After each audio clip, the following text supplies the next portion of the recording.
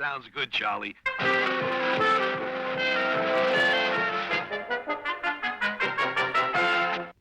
is it yellow? You're behaving like a pack of people. This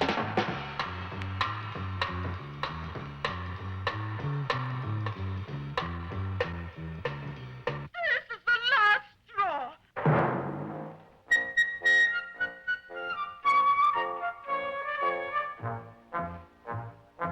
Okay.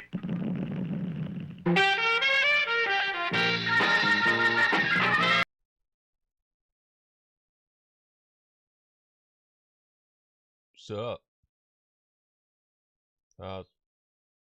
How's it going? Going good. That's good. Yeah. Yeah. Here we are. Being. Bop bop bop ba doop bop. Ooh, I can't wait to drink this disgusting yerba, which is kind of like yerba mate if it was fucking awful. I bought 2 of these at the grocery store, and I need energy. So here we go. We're starting off the stream the way we do all streams, with food and drink.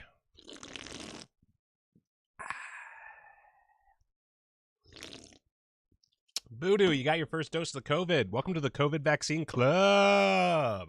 The chip club. We all got our chips injected in our arms. Our chips are injected in our arms. We're cell towers, walking cell towers, spouting off that 5G, baby. Spouting off that 5G, baby. 5G, baby. I don't know what's happening. Hey guys, welcome to the show. Are these lights still alive? I wonder. Let's see, these lights. Yeah, got a little light action to really just like spice shit up. So spice that up until they die. I don't know how much power. Oh, this one's just dead on arrival. All right, cool. Hey kids, what up, dog? Today, first off, I changed my camera angle a little bit. I hope you like it. There's not many options here. And I also got this sexy shirt from, the thing I tweeted. I don't remember the name of the company, off the top of my head, because I suck at being, hip and stuff. But thank you, Diggum, for letting me know about this. You'll say in the chat. Oh, is my volume a little low for you? Is this better? Is this better? Is this a better volume for you people? Is this a good volume? Good volume?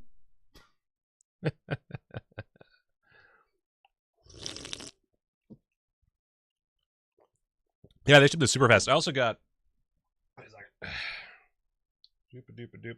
I also got this shirt as well. Spectral Youth. Thank you. Spectral Youth. Oh, it's literally on this, oh shit. Mirror effect. It's literally on this shirt. Spectral. Oh my god. Oh, baby. Oh, yeah. Spectral Youth. Baby. Bambino. Spectral Youth. Aha. Aha. So yeah, I love this. I love this shirt.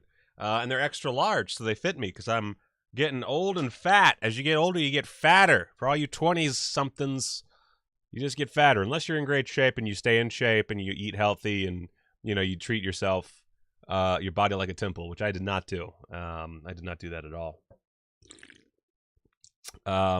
Special shout out to, let's see. So don't forget to like the video, people. Oh, let's check out. Let's check out. Wait a second. Why isn't it recommending my video to me? It should be recommending my video. Oh God. Oh, I got 1 dislike already. I bet that. Okay, so this is actually fun. Let me bring up the thing. So I've only got 6 likes to the 1 dislike. And I have an alligator mad at me. This alligator hates me. Look at this alligator. Just like, it's an actual alligator. You can see the little profile picture there.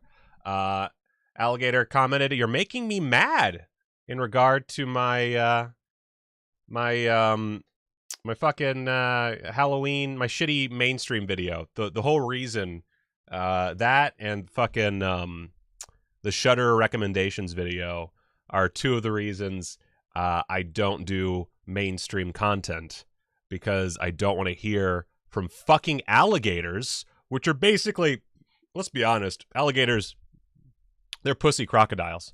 Oh, there's more alligators in the audience. Fuck alligators. Alligators are fucking pussies. And he followed that up with, your vids suck. I make better videos by taking a poop than you do. Okay, well, do it, you fucking puss version of a crocodile. Again, crocodiles better than alligators. Fact. Alligators are pussies. Alligator would make a nice pair of boots. So yeah, we're getting haters, people. We're getting haters. Isn't that exciting? I've never been so excited before. I love getting haters. It makes me so weirdly happy, because it shows that slowly but surely things are looking up. Oh god, what is that? Holy shit. Get Physical Media just donated $20. Says, let me stimulate that ass. Hey, thank you for the stimulus. By the way, all of our stimulus money went to my wife, so I appreciate it. She doesn't seem to think that I am good with money. I don't know what her problem could be. I don't know what she's talking about. But thank you so much. You're a fucking doll. That's what you are. Fucking Get Physical Media. I like to get physical with that media. Hey. Unless you don't want that, because I'm not trying to assault you or anything. So let's see what else we got here. God, it's so hot in my office right now. I don't know why. Wow. Someone was joshing. One of you motherfuckers was joshing me and hit the dislike. Oh, thank you, Matt. I like my haircut quite a bit. Yeah, I've mentioned this before. I think the last time I got a haircut, which was a long time ago. But we have a friend who is one of our only like quarantine friends, which won't matter soon, I guess. But and she's a hairstylist, and that's great for me. She had a bit of, I think they had like a scare or something, and so she couldn't come over for a while or something. But finally we were able to have a little dinner time, and dinner time means haircut time. Why is my phone buzzing? 1 second. Oh, and oh god, I don't remember if I said your name right last time, but Jason Svados just pledged $10 to the Patreon. Thank you, Jason. Oh my gosh. God, I'm just I'm having a good time today. Which, by the way, if you want to see more great content, be sure to hit up that Patreon. The more patrons I get, the less, I can't really say this in any specific words, but the more time I will have not working on other videos, and more time I'll have to work on these videos. Which, by the way, I'm doing my best to get Grizzly 2 out Monday or Tuesday. I'm really doing my best. There it is.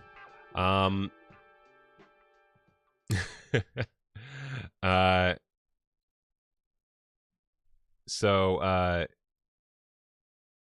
I got distracted by Jason being beautiful. Fuck. Jason, you're so fucking distracting, you beautiful sack of man. Yeah, I'm working on it. And I'm working on the next. I did not forget about Vinegar Syndrome. My catch-up video is getting bigger and bigger, which is making it harder and harder to make. So I'm working on it. Working on more videos, but at very least, I do these shows every single goddamn week, unless I have like a weird tongue thing, which we're not going to talk about. It's fucking sleazy Michael. But I do these every week, and at least we got that going for us. And that brings me to a question. Before we get into the news, I have a question for you guys. So I watch a lot of YouTubers. Or I say YouTubers, a lot of content. By the way, the camera's attached to my desk now, so it just it does shake a bit. I apologize for that. But I'm trying to like get floor space, and that tripod was fucking massive. Um,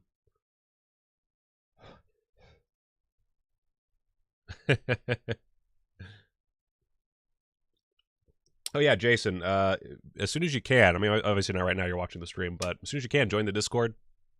It's my favorite place to be, including around my own son. That's how much I love my patrons. So I watch a lot of streamers, content creators, whatever you want to call them. Oh, I think you're way off, Matt. I think it was closer to like 600 something. I could be wrong, but I'm pretty sure it was like 600 something. But I watch a lot of creators who they like stream on Twitch, and then they upload segments of their stream as videos. A lot of political creators do this, but there's other just streamers. A lot of times it's like the reaction streamers, I think. Like Hassan does it, which I guess he's more of a political. Was he a political streamer? Or, that doesn't matter. Oh God.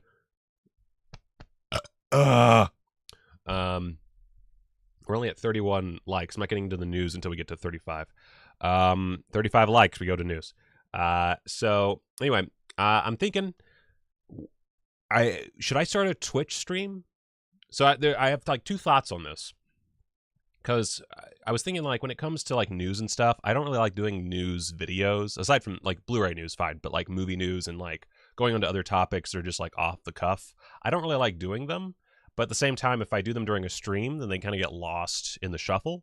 So my thought was, either I have a Twitch channel where I do the gaming stuff, because that doesn't really seem to get a lot of play on this channel, and I just do like general, like going through news, reacting, that kind of thing. And then if something is good enough for the channel, I just snip it, put a little jazz on it, sprinkle a little jazz sugar all over it. And speaking of jazz sugar, fuckball shit. Oh, we're at 37. Okay. So anyway, tell me if I should, in the chat, if I should do a Twitch channel, or if I should start doing more YouTube live streams and taking segments and posting the segments to the channel as well. Anyway, we're at 37 likes. So let's dig in. Twitch would mean no minute-long chat delay. Matt, that's a very good point. All right, so let's bring up our news. Let me just pop this over. Wish I could. Okay. Timestamps, got it. Yeah, I was about to say also, like, YouTubers, like the YouTube only folks, wouldn't get fucked in that regard, because then they just would get all the good bits, all the highlights. Anyway, so let's bring it on over. Bop, badoo, badoo. Welcome to my Gmail account, everybody. I'm glad you're here. So Vinegar Syndrome, they sent their little thingamabob. Black Friday might still feel like yesterday, but halfway to BF 2021's quickly approaching, guys. Come on. So let's see here. What do we got? So they're preparing the biggest and best halfway to Black Friday sale ever. It's crazy right off the bat. This thing was just like slap, boom, right off.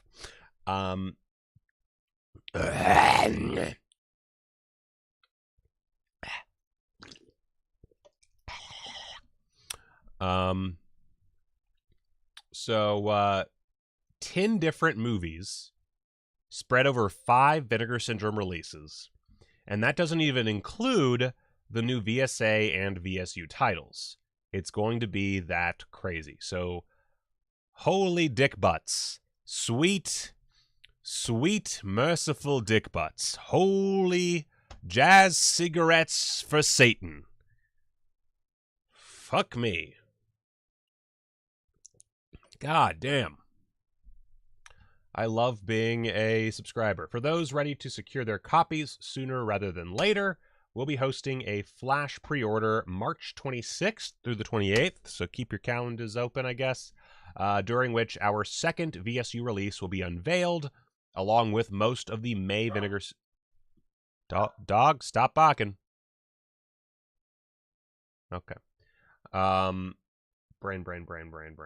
Not the secret titles, of course, which include the worldwide disc debut of an early 80s midnight movie masterpiece. Okay. Our initial foray into a whole new area of genre cinema. So a new genre that they haven't worked on before, which is actually actually surprisingly hard to guess. There's actually a lot of options for that. And the first installment in a director-focused multi-volume collection. So. So,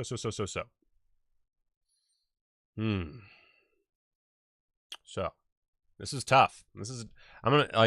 I've said this before, I'll say it again. I'm bad at guessing these things. I'm not even going to try to guess. I'm just going to let it flow through me. Oh, God. Yeah, the VSU line is all 4K releases. That's their whole thing. How was my birthday? My birthday was fine. It could have been better. Could have been worse. It was fine.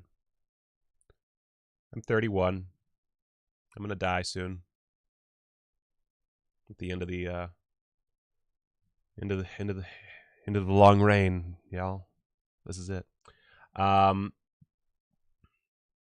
don't you fucking joke about that shit, man. Yeah, I really hope it's a rent stream collection. I misunderstood this first, and I thought that I don't know why I thought this, but I thought it'd be 10 movies in a multi-volume director-focused collection. So I was very confused as to what it could be. But like, I would love for that multi-volume collection to be a rent stream collection. That would blow my fucking brain. Well,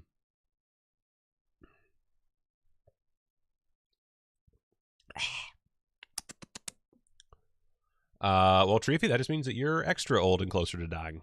I'm surprised you're still alive. So let's see here. So 10 different movies, 5 Vinegar Syndrome releases, first installment in a director-focused multi-volume collection. So we don't know, like, did they mention that it was double features or not somewhere? I saw everybody talking about double features. I don't know if I think that's just people speculating. Yeah, it's, I don't know, man. I don't know. But 10 titles.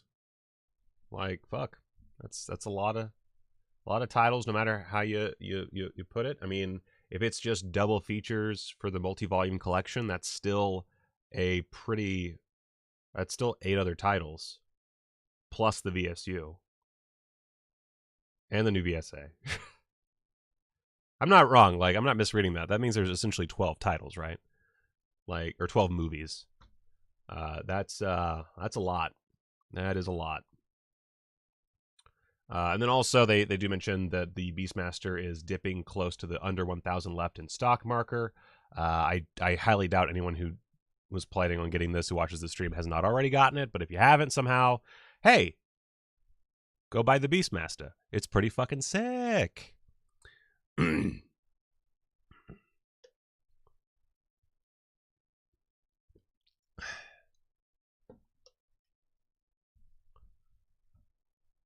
I'm assuming when they say midnight, well, I don't know, actually.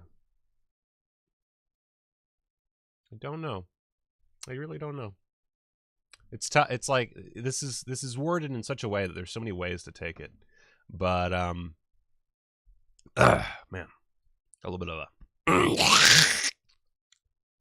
throat thing. How we doing on likes? 38. Oh, we have a dislike. We have a dislike, people. What the fuck is this? What the fuck is this? We need to make up for that. We need 2 more likes in the this here thingamabob. We got 74 fucking viewers. I'm assuming these 2 are gone. I don't know why you'd still be fucking watching if you dislike the video. But I got 38 right there. We need to up that shit fast, man. Up that shit. Oh, God. Anyway.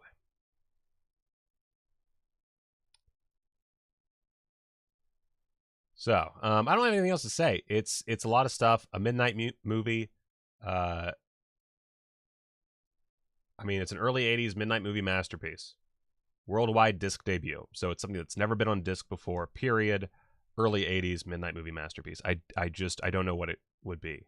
And like, I mean, if you just oh my god.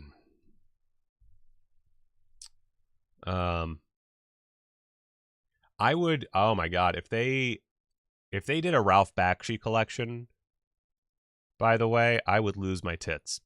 And that's a lot to lose. So, but I just don't know what it could be for the midnight movie. I don't know what any of it could be. For the multi-volume collection, Doris Wishman would be cool. But I don't know. I'm with Treefy on Rin Stream. Let me bring up. So, Cafe Flesh is and Dr. Caligari are the, I'll use IMDb, are the big ones. Not, well, the 89 pornographic Dr. Caligari. I should probably specify. But as you can see, it's technically 9 titles. There's one, I feel like he wrote Night Dreams. So technically you could make this work as about 10 titles, which is purely coincidental to the 10 titles that they're releasing. But you could make this out to be like several volumes of Ren Stream right here, especially if you include the first Night Dreams, which he just didn't physically direct. God, a Ren Stream collection would be fucking sick. Oh my god. Anyway, basically weird ass porno shit.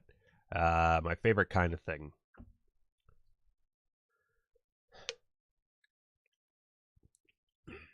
Yeah, I don't know about the that is another thing.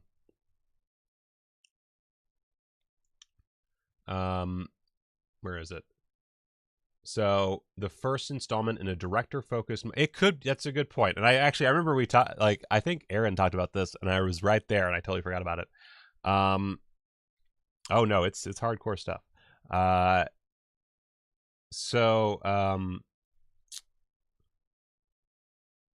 least Night Dreams I haven't seen everything, but Night Dreams is hardcore. And then, oh yeah, I don't expect the Midnight movie to be hardcore. I'm just saying for one of the director sets. But yeah, this could be it does say director focused, multi-volume collection. So it could be that they're gonna. Oh my god, what if they? Okay, here's an idea. Okay, stay with me here. So, all right, what if they're getting in the same game as like Arrow and fucking Severin, and doing like, well, no, that doesn't work. Well, it could.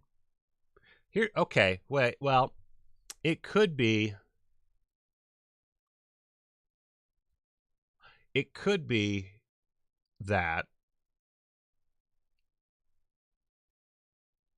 it's multiple directors, director collections, hopefully like complete collections, and they're going with directors with small filmographies, or the first one's a small filmography. There's so many options here. They drive me nuts with this fucking Vinegar Syndrome.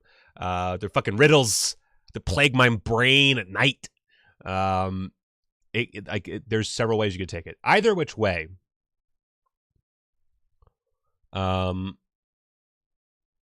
Either which way. Gonna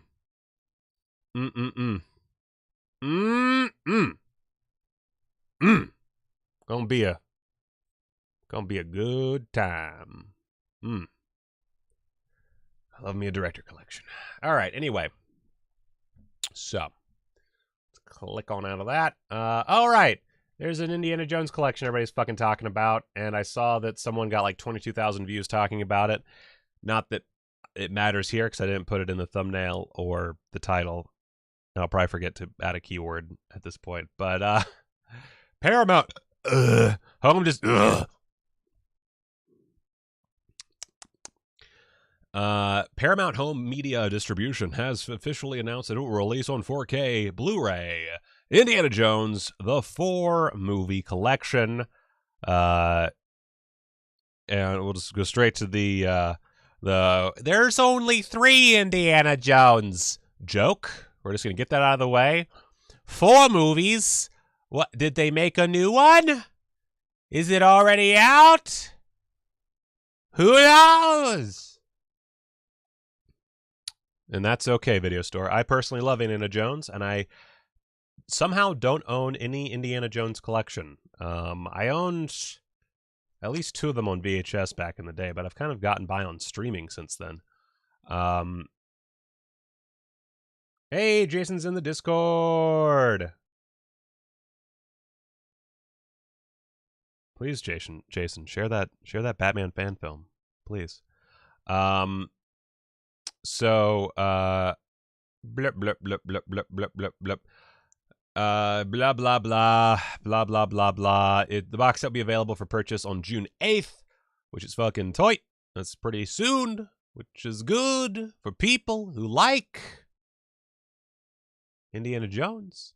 Now, for the first time ever, all 4 films are available together on 4K Blu-ray with Dolby Vision and HDR10 for ultra-vivid picture quality and state-of-the-art Dolby Atmos audio. Try to find Harrison Ford's bulge in beautiful 4K. Baby. Let's see. Each film has been meticulously remastered from 4K scans of the original negatives with extensive visual effects work done to ensure the most pristine and highest quality image. Also, that is comped in an actual gopher. So now, for the first time, blah, blah, blah. In addition, all 4 films were remixed at Skywalker Sound under the supervision of legendary sound designer Ben Burtt to create the Dolby Atmos soundtracks. All original sound elements were used to achieve the fully immersive Dolby Atmos mixes, while staying true to each film's original creative intent. Oh, God. What if Renstream had directed it? I don't know. Let's see. Set includes a Blu-ray with 7 hours of previously released bonus content. So yeah, it's your standard issue, 4K re-release type thing. No Blu-rays outside of the special features. So if you want blues, then you're gonna get the blues by not having blues, Blue Boy.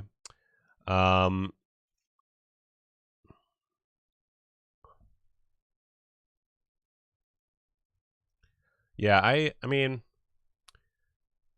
I'll probably get this when it's on sale. The problem with me is I have this problem where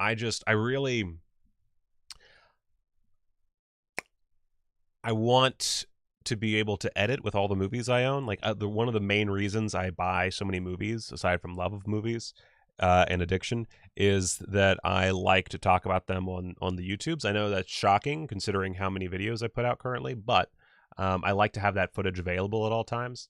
And 4K footage, I have not figured out how to painlessly rip that and not have it look all gray and garbagey because it doesn't have the HDR.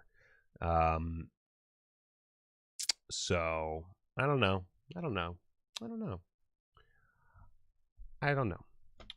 But I mean, I haven't owned it before. It's a sexy looking collection. It's in glorious 4K. It is a series of films that I do enjoy just watching. So that is helpful. And the making of stuff is all pretty good. Yeah, that's all I got. It's Indiana Jones. I just don't. I don't know. And there's a 5th one coming out at some point. That would be amazing if it was Black Devil Doll from Hell, because that means they would have changed their entire operation. Also, Black Devil Doll from Hell. I'm just gonna say it. It's not the best.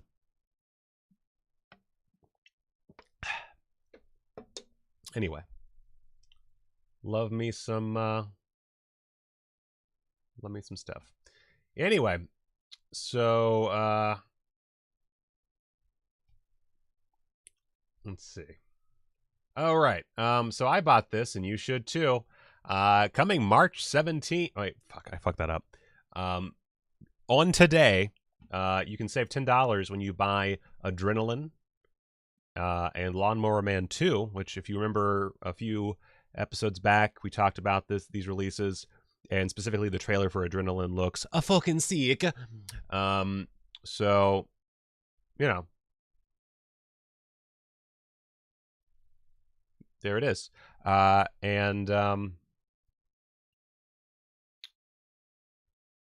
Oh, that'd be great if they got Abby. Oh my god. So I went ahead and bought these because it was $40 for 2 Blu-rays, one of which I was looking forward to, and the other one I'm curious what it looks like on Blu-ray. That's my main thing. I'm very curious about Lawnmower Man 2. I've only watched it once. It was not the best copy. I did not like it, but you know, that's okay. I'm really excited for Adrenaline. I think I got a copyright claim last time I showed the trailer, so I'm not going to do that again, but it looks fucking psych. Let's look at real quick. Let's look at the special features on these. I didn't even look. I just bought. I was like, fuck it. $40. We'll take it. It's not a great deal, but it's a deal. Let's see here. So, special features, theatrical trailer. Fuck you. Look at that garbage. But I bought it anyway, because I'm a piece of shit. I really love me some Christopher Lambert.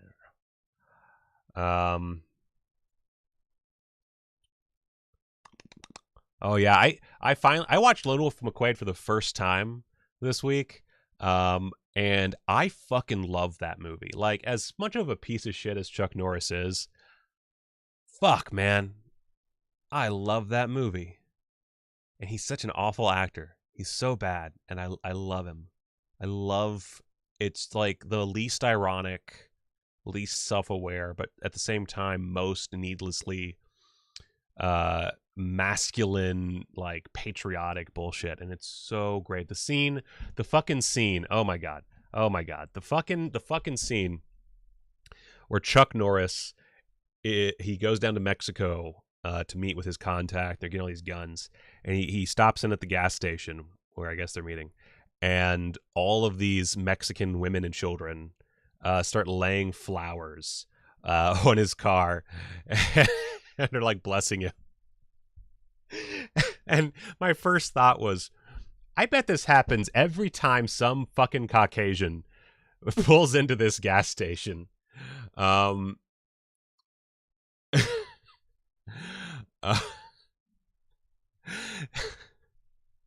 they just run this scam on everybody. And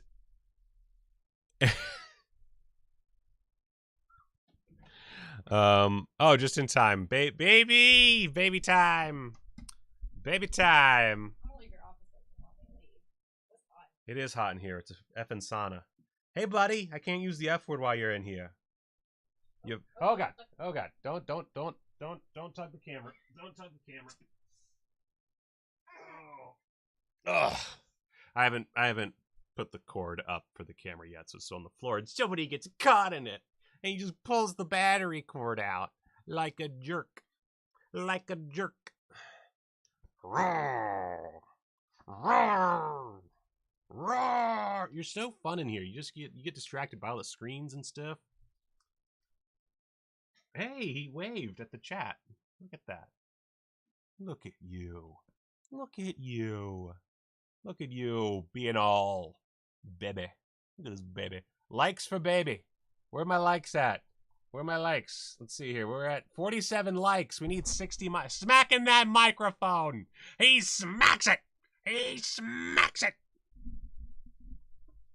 Stop smacking my microphone, baby. Stop smacking my microphone. Stop smacking my microphone. Are you done getting worked up before bed? No, I want him to be like super hyper for you. So you're gonna wake up with him? Is that what you're saying? Sure, why not?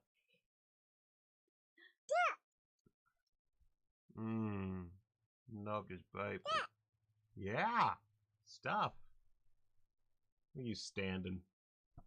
Where you standing?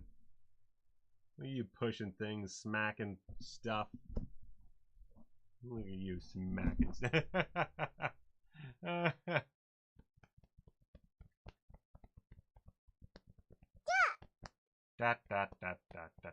Uh-oh, we got a dislike for dissing Chuck Norris. Oh well, that's okay. We got 50 likes. Oh, go back to mommy. Oh, Jesus. Oh, God, you're so fat. Oh, he's a heavy man.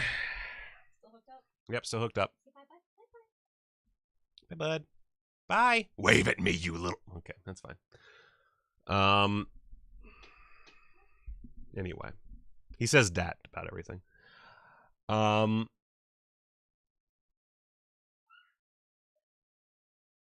Let's see. So, I'm sorry whoever got mad because I dissed your hero, Chuck Norris.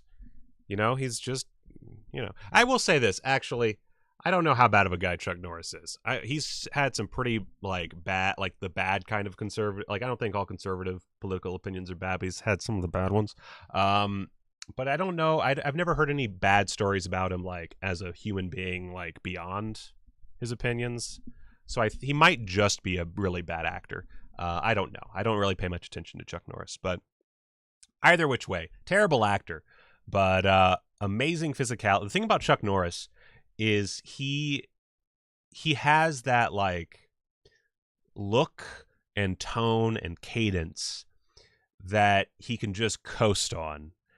And he's very limited. And even he says this. He has that quote. I'm not going to be able to say it exactly, but he has that quote that goes something like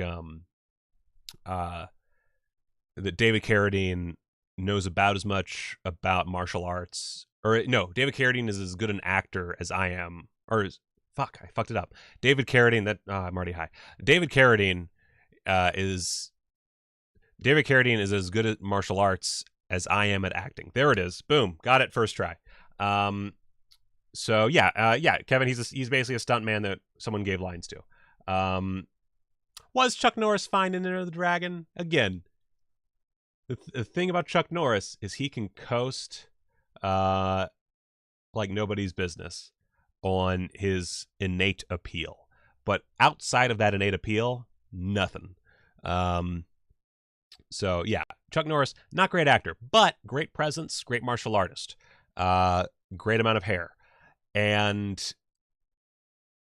like, yeah, the Lone Wolf McQuade era is just, they feel like parody movies at this point. Like looking back, they feel like parody movies. And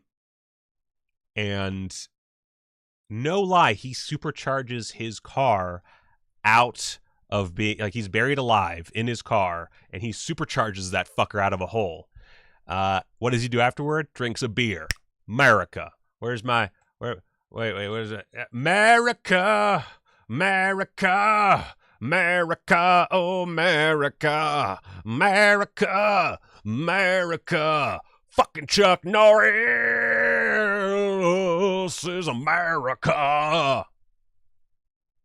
America. Love that man. I mean, I don't love him because but love his movies. They're just so... And also, I think it helps that he stopped. I think the fact that he stopped was good. Like, Steven Seagal had, like, a little narrow period where he was good.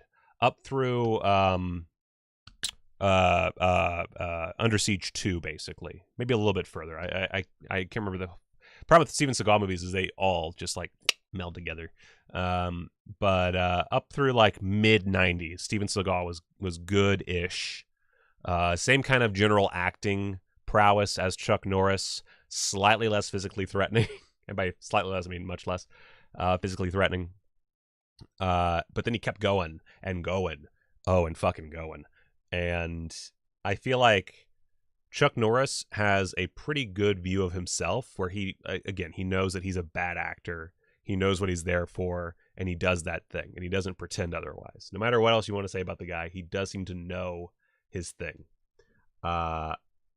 And Steven Seagal does not. Steven Seagal's a piece of shit. Steven Seagal's an actual piece of shit. Like, when I call Chuck Norris a piece of shit, it's more of a, like, he seems like he's kind of unfortunate. But Steven Seagal's an actual piece of shit. So I should actually save the piece of shit for people like Steven Seagal. Because that guy, oof.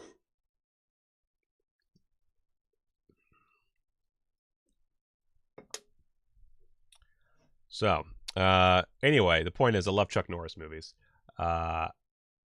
Even if he's a terrible actor.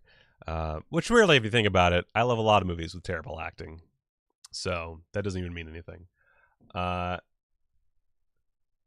Bruce Willis is kind of in Seagal. Well, the difference is Seagal and like Bruce Willis can act. Despite also being fairly limited, he can act. And Steven Seagal could not act his way out of a fucking paper bag. But yeah, it's unfortunate. Bruce Willis has entered the straight-to-video action. Although, even then, at least, like, a lot of these guys, like, when Jean-Claude Van Damme's in a movie, he's generally the main character. Bruce Willis just shows up for a scene so his face can be on the cover. Anyway. What year is On Deadly Ground? Yeah, On Deadly Ground was 1994. Exactly. Come on. Come on. Come on. What do we got? 56 likes. And 3 people who are cancers on society who love alligators. So, let's see here. Let's go back to our browser. So that Lawnmower Man 2 theatrical trailer. You fucking assholes. You fucking gypped me. This better be a good fucking transfer, Scorpion, or I'm blazing your ass. I don't know what that even fucking means. Oh yeah, and Steven Seagal, I mean, he's straight up just like assaulted a woman. I mean, he's an awful human. I don't think I've never heard anything. I think you know, I think just based on previous memory, so maybe there's something out there, I don't know, but I think Chuck Norris probably a pretty good man, if that makes any sense, like as far as like to his fellow man. I've never actually heard a good Steven Seagal story in my life. Never. Anyway, so no special features on these things, but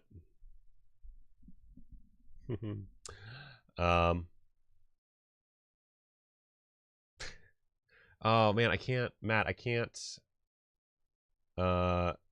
approve your thing in chat. Oh god. Okay. Let's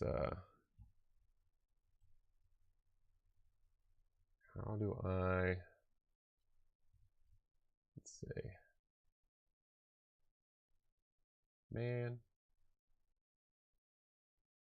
Can't make sure that shows up in the chat. Oh well. I'm not good at YouTube. Don't curse in the chat if you want your thing to show up. I don't have it figured out to, you know, not suck. What are we at? 58. Good shit. Good shit.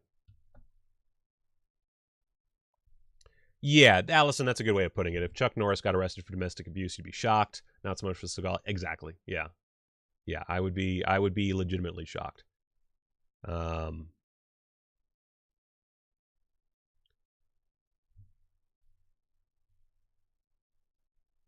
right. Really? Chuck and his wife still do Bowflex ads together. That's amazing. Richard Stanley. Okay, let's talk about Richard Stanley real quick. Let's I know I'm not doing a very good job of keeping up with the news, but the news is not that exciting, to be honest, today.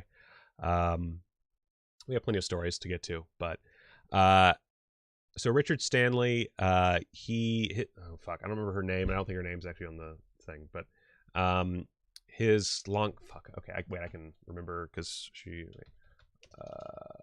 brain other worlds, is that the thing? I think it's called. Why did I don't just go to Richard Stanley? That makes sense.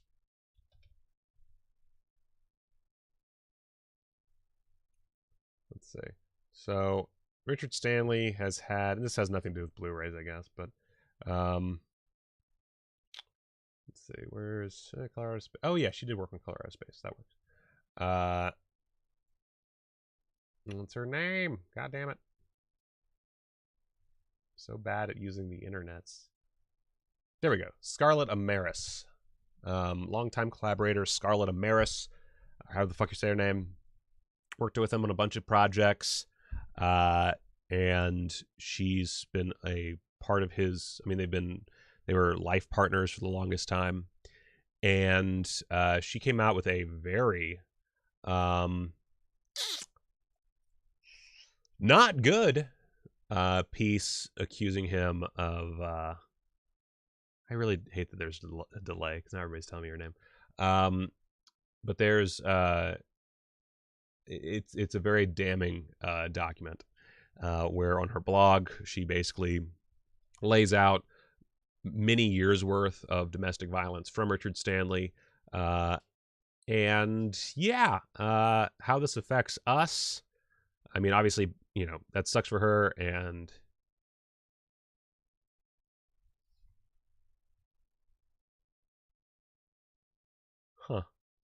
that's weird. So yeah, his career, unless, and I'm not saying this is the case. Let me actually bring this back. When it comes to allegations of abuse, my stance is that you take them all seriously and you never dismiss them right off the bat. I'm not a fan of the immediately cancel or, you know, start calling the person doing the allegedly doing the abuse a monster, whatever, unless it's like you have actual proof that in there. I wait to kind of like hear all the sides and everything, but, and that's a big but, you always have to remember that most of the time it's true, or one, whatever. Two, not only is it usually true, but the reason that more don't come forward and the reason that you wind up with these situations, the reason you wind up in these situations where women stay in these relationships for years and years and years and years, sometimes even forever, like never say anything, is because, well, A, power dynamics, but B, the fact that people tend to not believe. You know, people tend to either they don't believe, or, you know, they'll try to like lower the severity. You know, say that, oh, it probably wasn't that bad. Oh, you're probably overreacting. You know, given to this idea that women are just overreacting all the time. And it's important not to attack the person who's allegedly doing the abusing, but to listen to the person who is allegedly being abused and consider what they're saying and not just jump the gun. In fact, you shouldn't jump the gun at all. My stance on how I react to these things is I'm willing to say that someone seems like a piece of shit. Like I said on Twitter that, you know, it's hard to realize that you're, you know, someone you admire is a piece of shit. You know, in this instance, it sounds really, really likely to me. But I'm not assuming that it's the case. I'm just, you know, I'm reading what she's saying and saying, you know, that almost definitely could be a thing. Partly because, as a couple of people have mentioned this, but I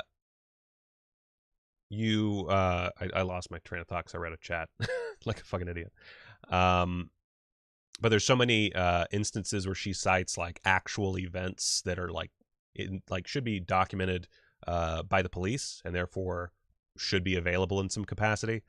So there's just so much detail and things that make sense that it very well could be accurate. And I think based purely on what I've seen so far, and considering that he is kind of that pretentious, spiritual type of person, which is usually a bit of a cover, I'm willing to bet that she's being truthful. And even if I wasn't certain that she was, even if I read that and I said, I don't know,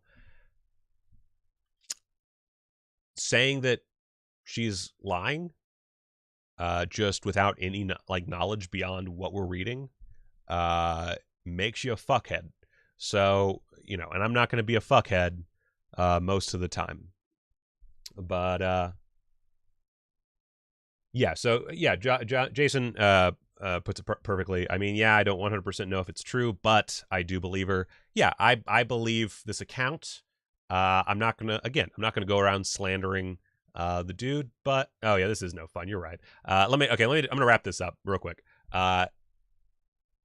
Maybe he is guilty, maybe he's not. The point is, there is a very, very, very, very strong potential that he is, and it sucks. It's fucking awful. How it relates to Blu-rays, we'll bring this back around to fun times. Probably not getting Dust Devil anytime soon. That's probably not returning to disc anytime soon. For those of you like me who have been holding out for a new edition, that sucks. That really that sucks. There's worse things in the world, but as far as how this show works for this show, that sucks. Let's see, Lino, where did Lino? Lino said Arrow were working on Hardware and Dust Devil, both canceled now. Yeah, I mean, I own Hardware, but Dust Devil, one of my favorites, and oh well, that sucks. And if you want to find this, if you just type in, let me actually double check to make sure this is accurate. Richard Stanley. I think if you just, yeah, there's a Reddit thread with the link. If you just Google Richard Stanley domestic assault, there's the first thing that pops up is a Reddit thread with the link, and then more, or like 2 more things. Anyway, it's on her blog. And it just broke, I think, yesterday is when she posted it, so it's taken time to get into the roots. Anyway, let's move on to something less sad. First off, how are we doing online? Oh my God, we're down to 5. We're up to 5 dislikes. People really don't like me talking domestic abuse, huh? Damn. Usually we don't even get. Usually we cap out at like 3 or 4. Oh well. 59 likes though. That's nice. Oh right, that's true. Spectrovision. So Spectrovision straight up, real quick. Doop doop doop. Straight up, we stand with victims of abuse. We believe those who speak out. We believe women. Which doesn't say that they're not working with them anymore, but you know, they did retweet it. So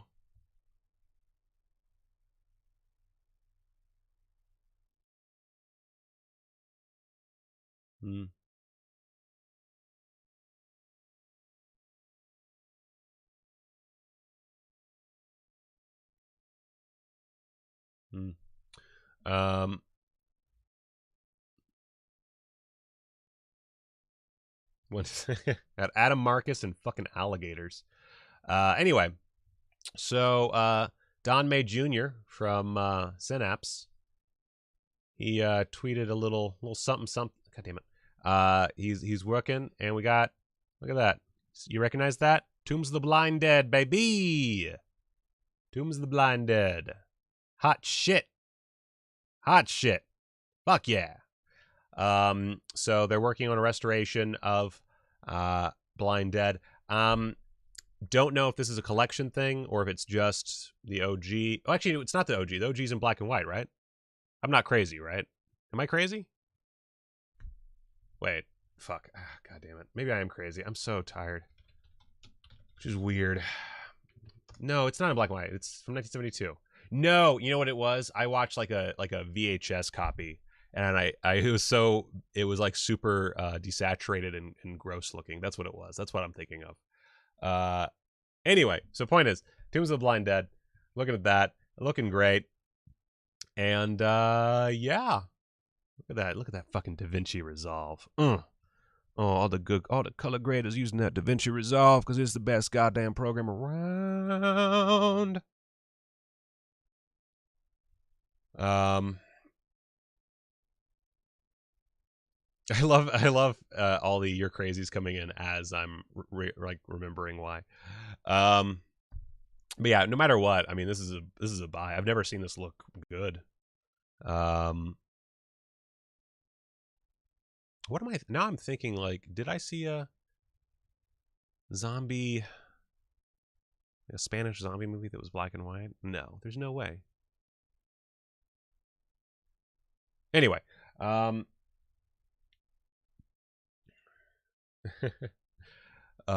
Discord's going good. So I don't have anything else to say here. Synapse is eventually going to release a Tombs of the Blind Dead, I guess. So, cool shit. Cool shit. Let's take another look back. 63. Okay. You can see my reaction to this particular bit of news that we're coming at next.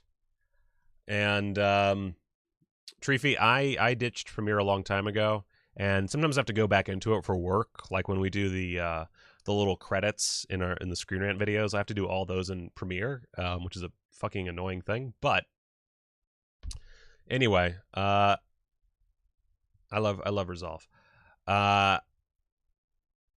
We just licensed 10 films. Massacre Video here. We just licensed 10 films for a complete box set of an infamous horror splatter director. Exciting times we are living in. Exciting times indeed. Now, the problem with Massacre Video versus Vinegar Syndrome is they could be talking about just about anyone. Oh fuck, I forgot his name. Fuck. Oh god. Oh, why is my brain not working at all? Fudging butts. Not Donald Glover. That's where my computer automatically goes. Oh fuck, what's his name? Oh god, he did. Oh fuck, and it's not gonna. Oh. Intervision. Oh my god. Burning Moon. God damn. Oh, and then Let's Get Physical fucking says it. Olaf Ittenbach. I was trying to figure out. I couldn't remember Ittenbach. I don't know why I couldn't remember Ittenbach. But Olaf Ittenbach. That's my That's where my head's at. But I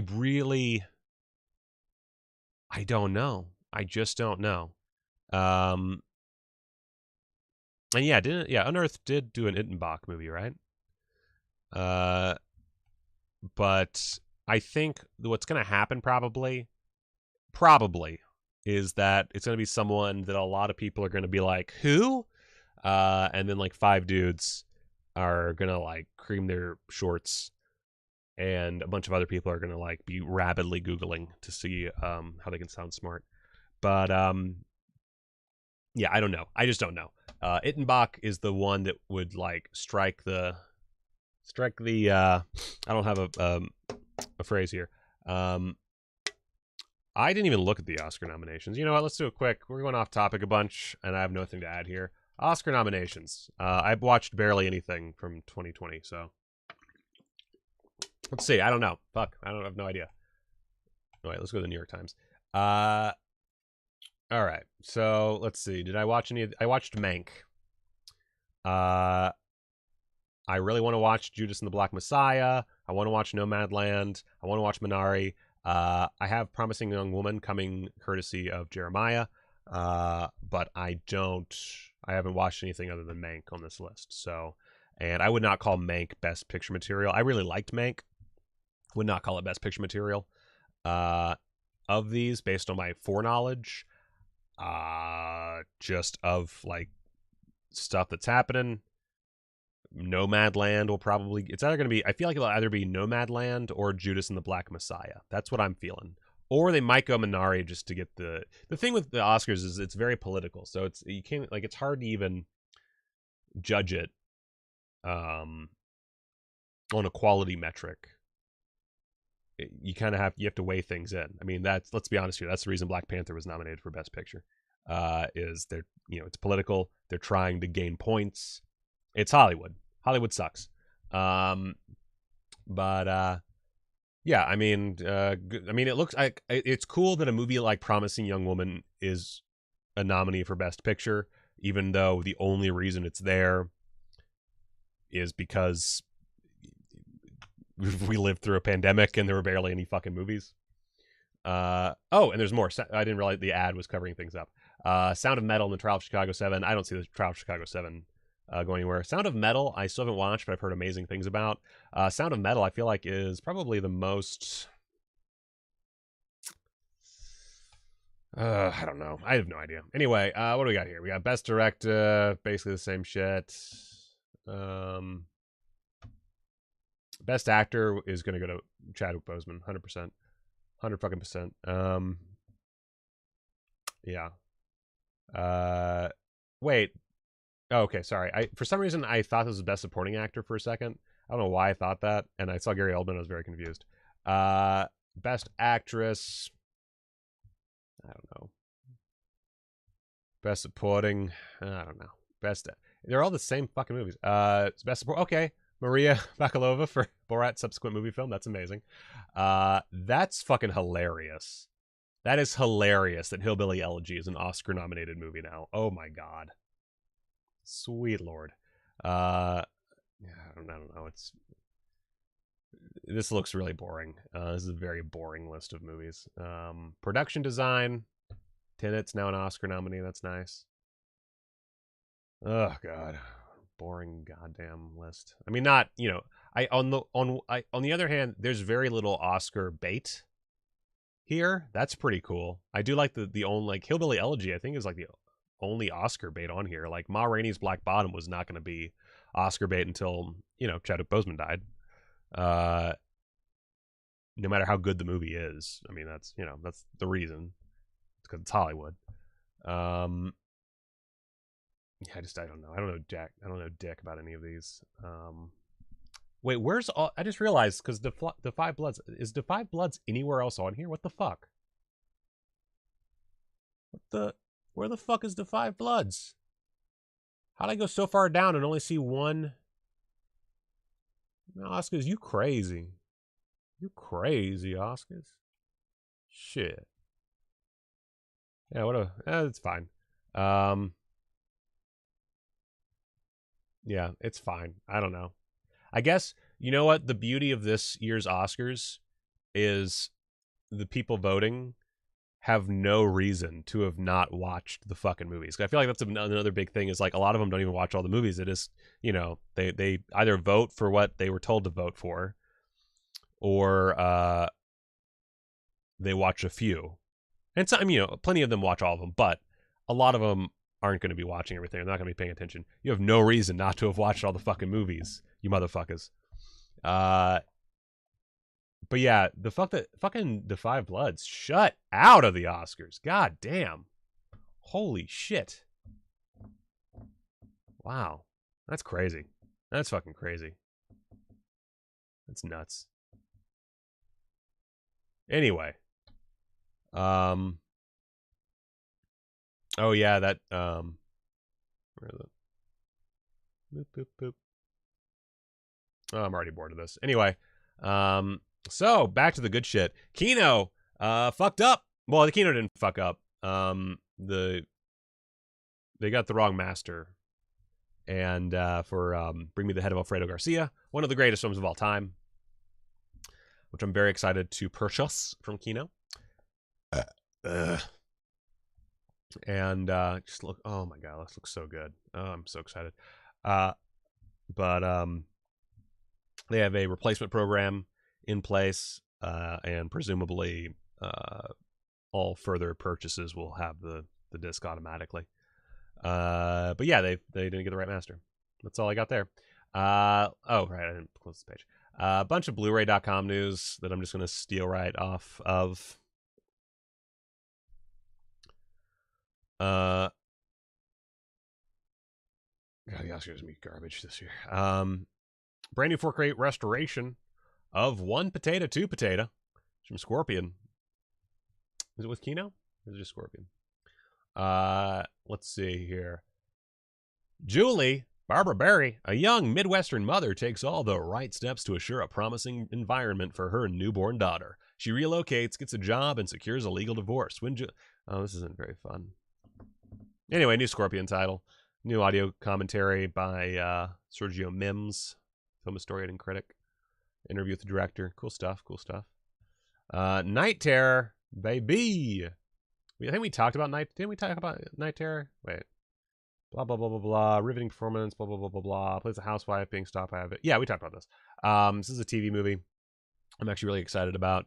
Audio commentary listed by critic Amanda Reyes. And that is coming June 26th. Hell yeah. Hell yeah. I'm probably going to wait for a discount just because, but bye, Lino. I love you. Yeah.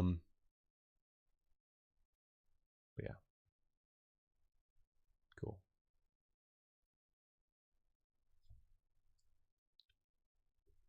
I also have the Arrow release of Alfredo Garcia, but it might not stop me. I'm gonna be honest with you. Mill Creek is putting out some more Ultraman stuff. This is newer Ultraman, not the no continuation of how many. Wait a second. I don't actually know. Ultraman series. Boop a doop a doop. What do we got? What do we got? What do we got? Television. Oh my fuck. Okay, so let's see. They've put out Ultra Q, Ultraman, Ultra 7, Return of Ultraman, Ultraman Ace, Ultraman Taro. They put out Ultraman Leo, right? Right?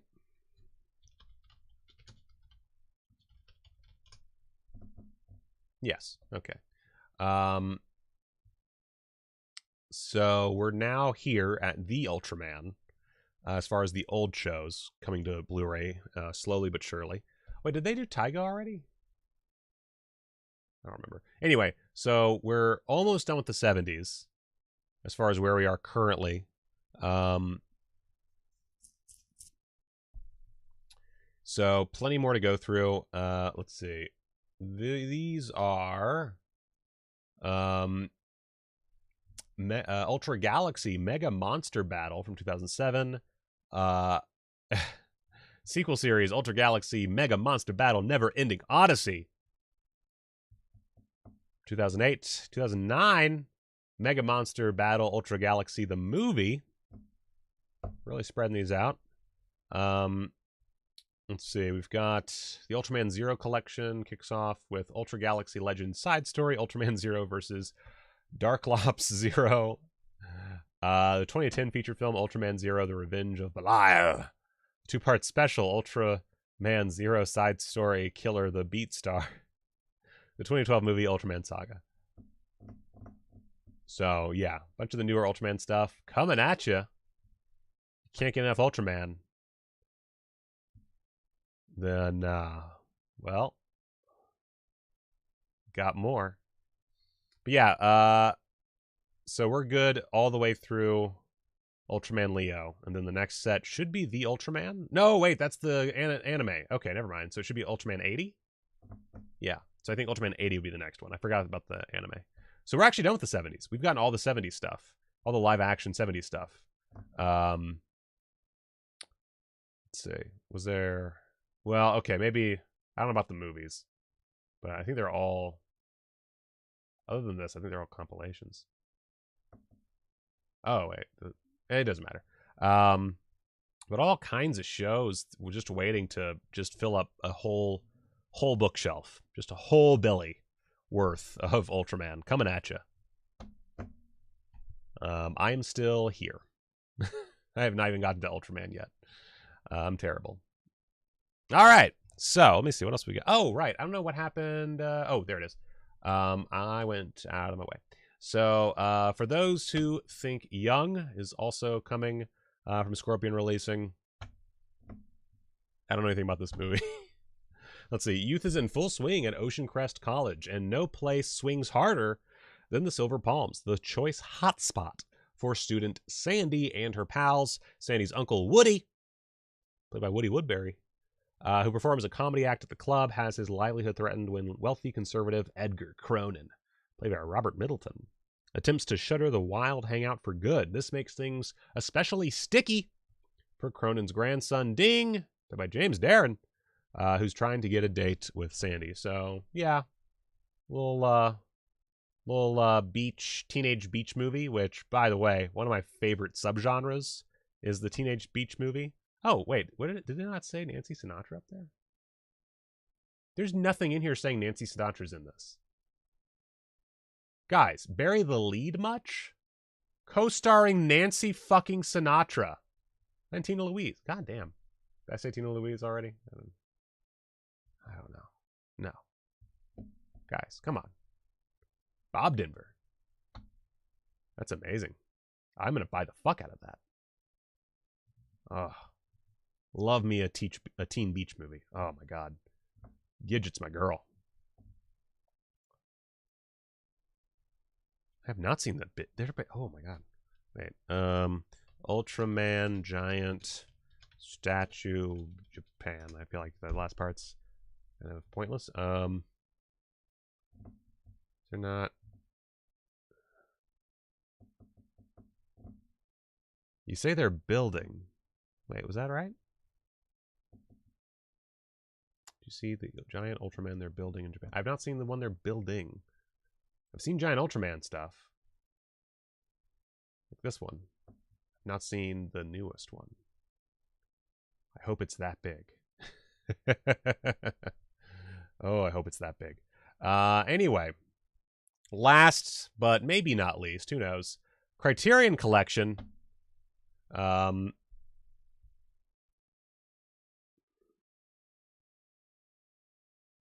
feel like Blind Fury is probably not the VSU. That seems a little weird.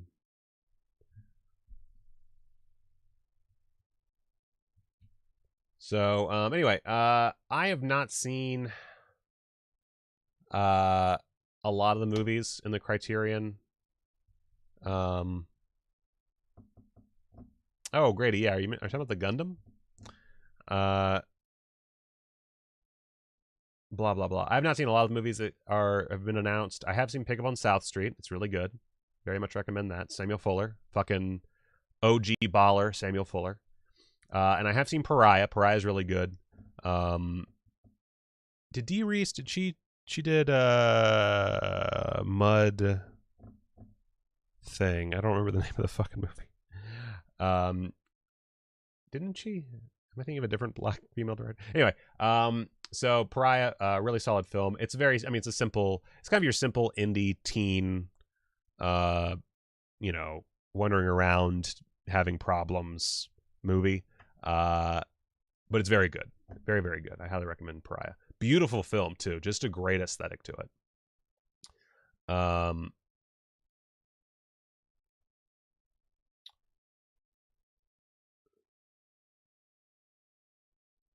What? Mudbound. Thank you, Video Store. Thank you. I don't know why I can't think of Mudbound.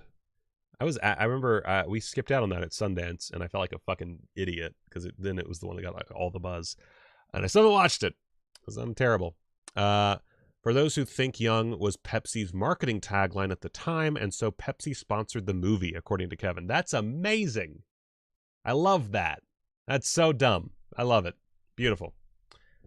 Yeah, so I definitely would recommend these two movies. I probably won't buy Pariah just because I'm not sure I need that in my collection. It's just one I don't imagine revisiting very often, but it is a great film. So if you just want like really solid flicks in your collection, absolutely buy it. It's very good. Who knows? Maybe I could do like a cinematography video on it. I don't know. Carey Mulligan in for the fucking win here. For those who forget, Carey Mulligan, my favorite patron, Carey Mulligan, in an Oscar-nominated film this year, actually. The movie's full of Pepsi product placement. That's amazing. I used to live in Asheville, so I used to see the Pepsi sign all the time. Never actually met anyone who preferred Pepsi in that town, but big old Pepsi billboard. Oh, it doesn't come with the... Oh, I always forget we can actually look at extras. Usually they fucking hold off.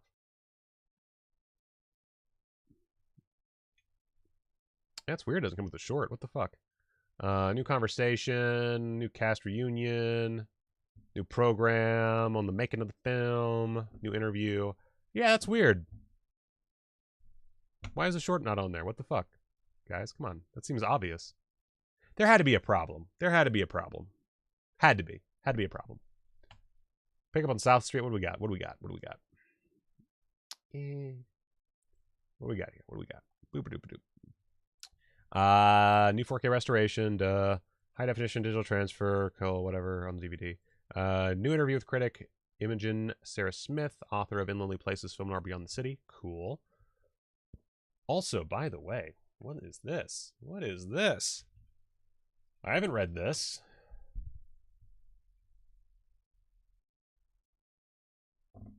Oh wait, I've seen this before.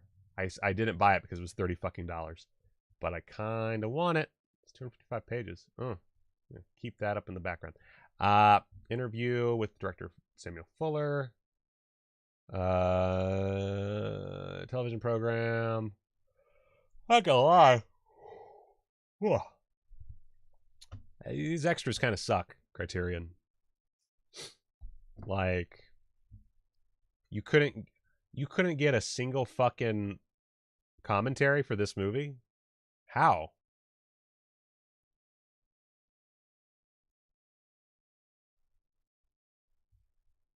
Oh, I don't. Well, I did really like their release of Blue Monkey.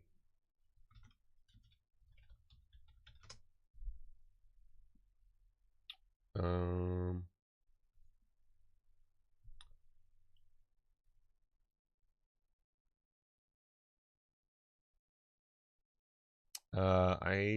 gosh darn it. I'll look at it later.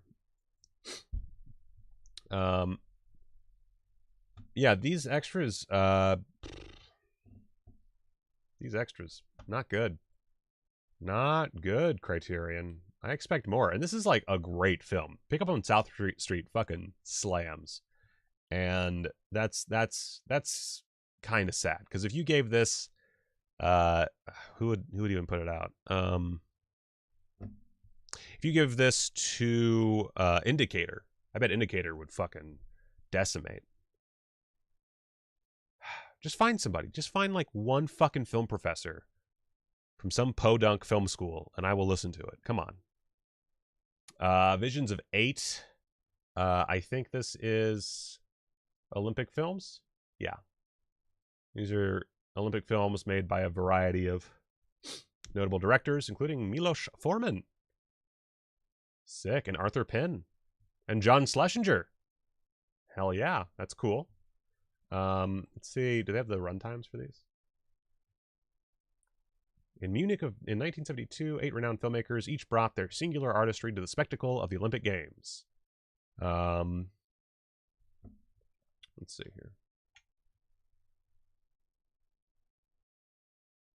Oh, they get fucking audio commentaries. Okay, cool. By podcasters? Come on! You couldn't get fucking podcasters to talk about Pick Up on South? Come on. Fucking amateur hour over here. Did I enjoy all those amazing sales? Yes, I did. And my wallet hates me. I want to buy a new camera for my desk so I can, like, I don't have to worry about, like, taking things apart a bunch. I can just have a desk camera. And because sometimes, like, I'll think about, like, oh, I could stream, or I could not, because then I have to, like, put the camera back together. It'd be great to have a separate camera for wandering around that's more mobile than the Ursa.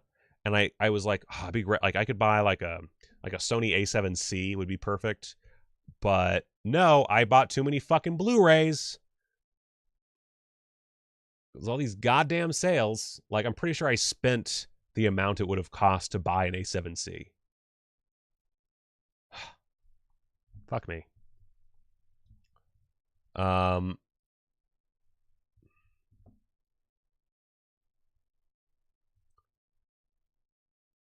That's a good point. They could include more extras, but I gotta bitch and moan now.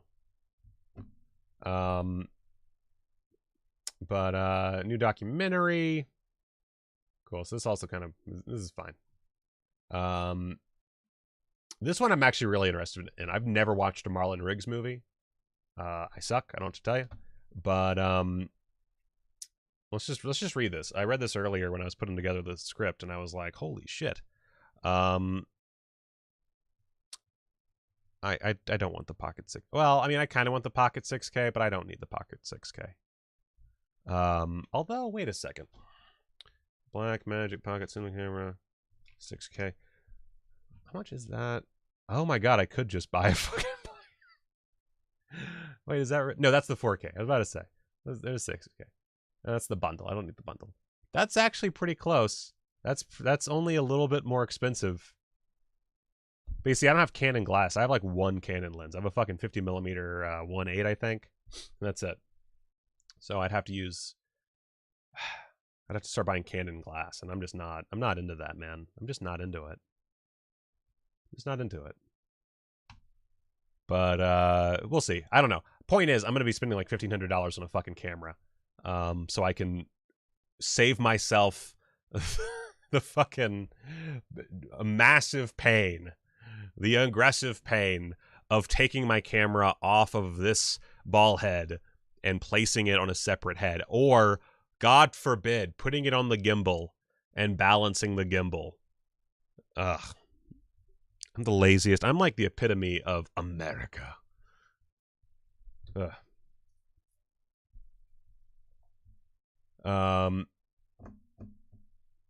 But okay, the problem with adapters is I have never had a good adapter for Sony glass. I have almost entirely Sony glass. I do have Nikon glass, so I could get a Nikon adapter, sure. Like I've got a full, because I've got a 24-70, I got a 70-200. So I've got plenty of Nikon glass, which is what I use on the Ursa, so I could do that. But what I love about the Ursa is I was able to actually buy a Nikon mount, and I literally just switched the mounts out, and so there's no adapter on it. I also would love autofocus. That's another thing. I love having autofocus available to me. Anyway. This is not a camera show. I have vintage glass. I could put vintage glass on right now, but I rely on this autofocusing. That's true. 15 minutes. The point is, I need a new camera, okay? But I also need a fucking. Okay, wait a second. I gotta get back in. Okay, I gotta go full screen. So here's my problem. I have the money to do like one big purchase, but I have so many big purchases. I need a new camera. Depending on the, I kind of need new glass for the camera because I love using this lens just out and about, and it's the only lens that really works for this situation. So I need those things. I need a new mic for doing shows with my lady. Let's see here. I gotta buy a new desk for the office. Not this desk, but the other desk. Which is not as much money, admittedly. I need to buy a projector. I need to buy a sound system for that projector. Projector screen. So much stuff. So much stuff. Oh, shit. Oh, shit. We're going to go back to sad stuff for a second. Sorry, guys. Oh, shit.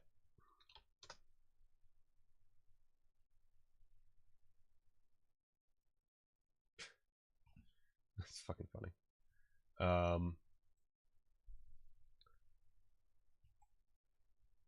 Damn.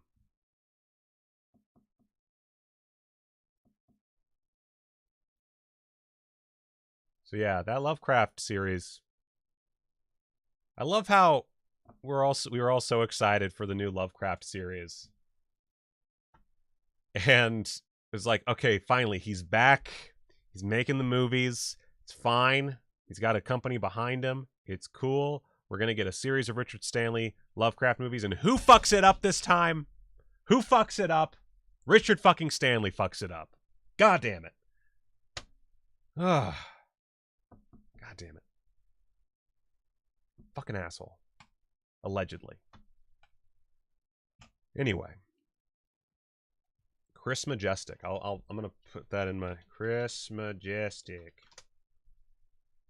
Cool. Heard. I will look through his videos.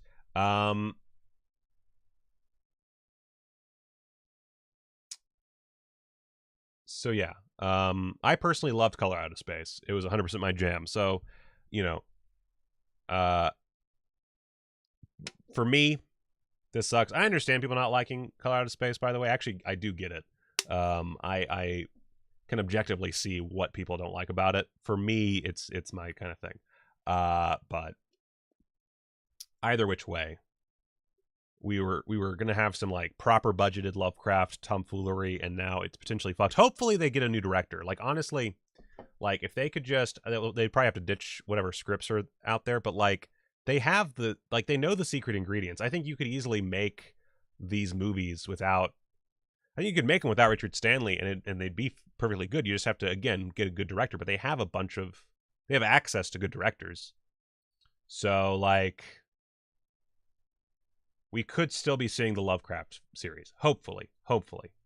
I don't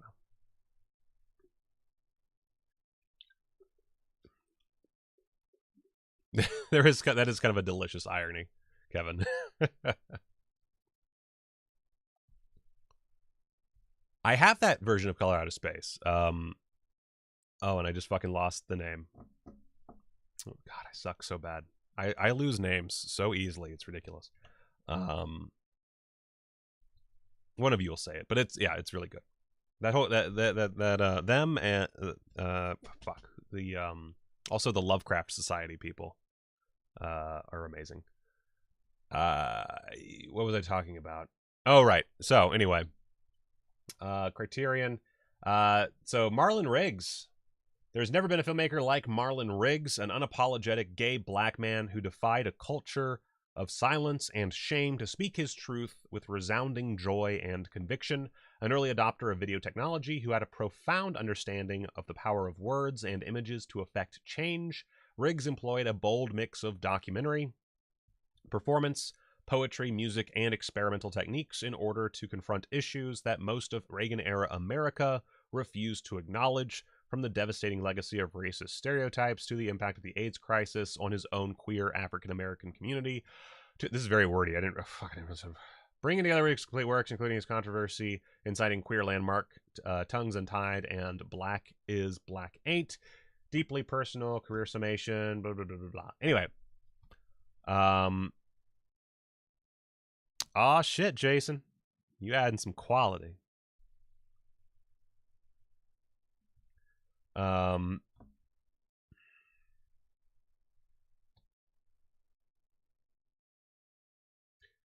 Oh, fuck. I just realized when I have to edit... Fuck. I might have to buy, like... Well, couldn't it be the fork? Fuck. I'm gonna have to figure out my footage for Justice League when we start doing Screen Rant videos, because I'm gonna have to... Like, we have a specific no black bars rule for all the videos. So I'm gonna have to, like, zoom... Oh, it's gonna look like shit. I'm gonna have to... I guess the Blu-ray will be fine. Anyway. Oh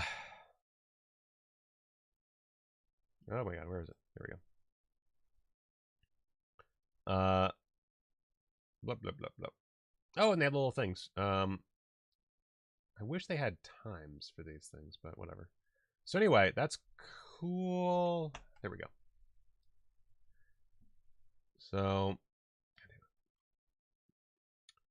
got a bonus film, introduction, documentary. Do love a good documentary. Not a whole lot here, but I mean, it's a very niche collection. Either way, this one intrigues me quite a bit. I love me black experimental filmmaker, especially when they're gay. I'll say it. I just enjoy gay shit. I don't know what to tell you. Let's see, Streetwise and Tiny: The Life of Aaron Blackwell. I don't know anything about these movies. The Human Condition, which I honestly thought was already released. I already thought this was released by Criterion, so I was shocked to see it. But that is also coming in June. These are all June, right? Yeah. And that's it. After that, we're back into May. But actually, what do we have any new special features? Probably not. Maybe. Probably not. Let's see. What do we got here? Where? Oh, I put right by it. On the Blu-ray, high definition digital restoration with uncompressed monaural and 4.0 surround soundtrack. So not even like just a digital restoration, not a new scan or anything. Excerpt from an interview, appreciation. They better get some more fucking extras for this. That's a lame ass package. I mean, it's many hours of content, but still. I'm sorry, films. Apparently Streetwise is an amazing doc. Glad to hear that. So yeah, there's that. Down to 57 viewers. I really just like sliced that up, didn't I? I wonder how bad we are. Let's see. Still only at 5 dislikes and 64 likes. I feel like I'm not going to get any more than that now. But cool. Cool. Yeah, let's see. Let me see if there's anything else. I don't think there's anything else. I think that's really it. Not a whole lot of news this week. But yeah, a lot of cool Vinegar Syndrome stuff happening. Yeah. I'm starting to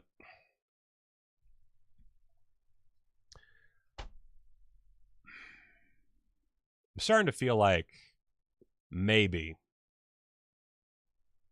don't jump down my throat on this one, I'm starting to think that people are a little sensitive on the internet.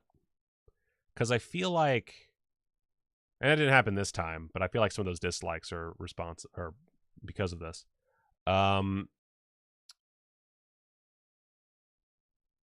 Oh yeah, the Nightmare Alley. I think Aaron was complaining about the Nightmare Alley Criterion release. But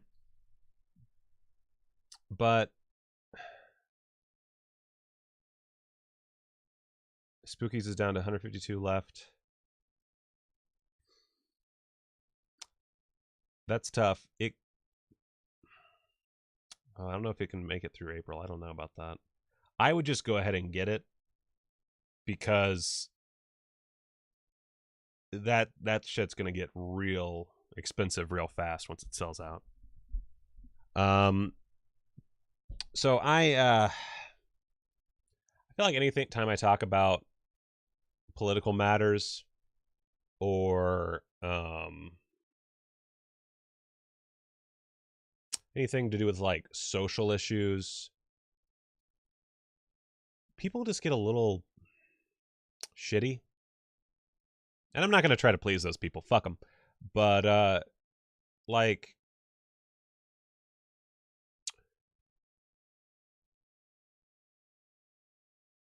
oh, wait, is it? Oh, wait, you're talking about Spooky. Oh, God, you fucking confuse the shit out of me. Because Spookies has been sold out, hasn't it? So it's just the standard, right? Am I being dumb? I'm being dumb, aren't I?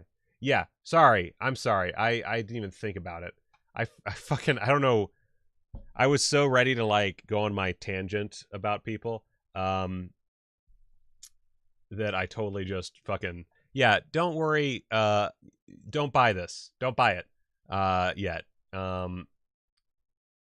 That's only the ones left in stock right now. They will reprint that because it's a standard edition. Standard edition doesn't go away.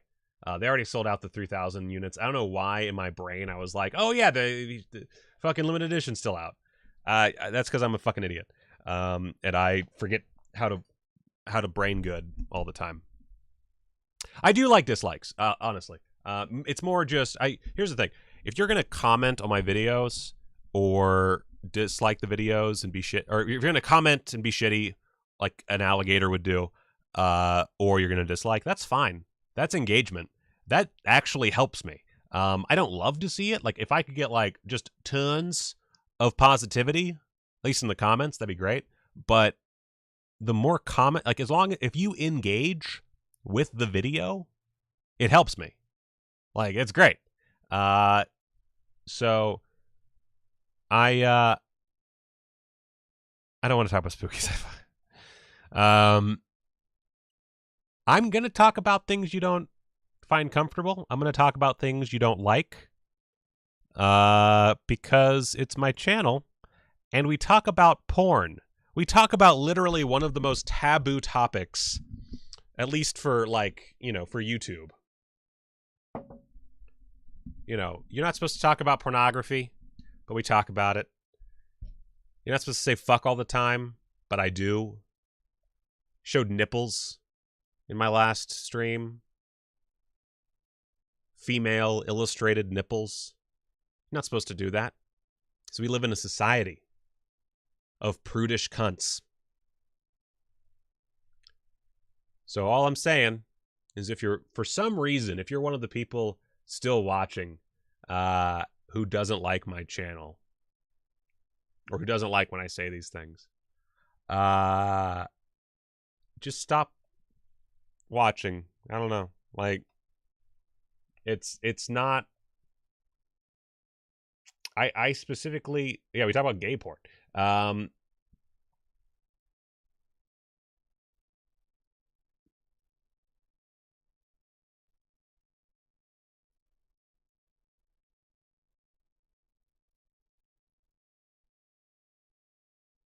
No, yeah, personalized content's fucking annoying. I get that.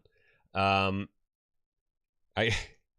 I watched so I'm sure someone would probably cancel me for this if they knew who the fuck Red Bar was, but Red Bar, I was watching Red Bar a bunch because I was kind of entertained enough. I watch a lot of bullshit when I'm editing.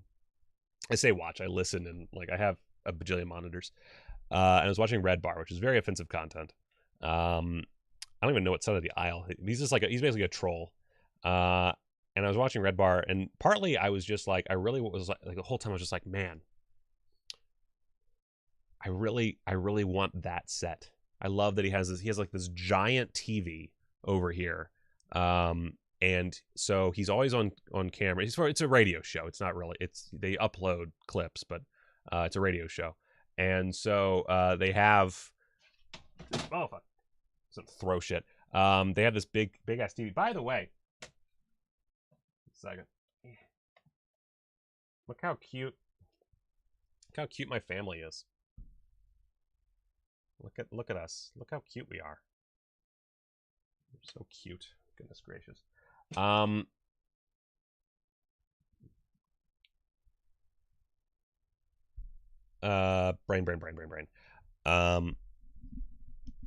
But I really want a TV back here. So like I can just mirror my monitor with all the bullshit on it and never have to do a transition again. That's apropos of nothing. But anyway, so I was watching, fuck, I don't even remember what my original point was.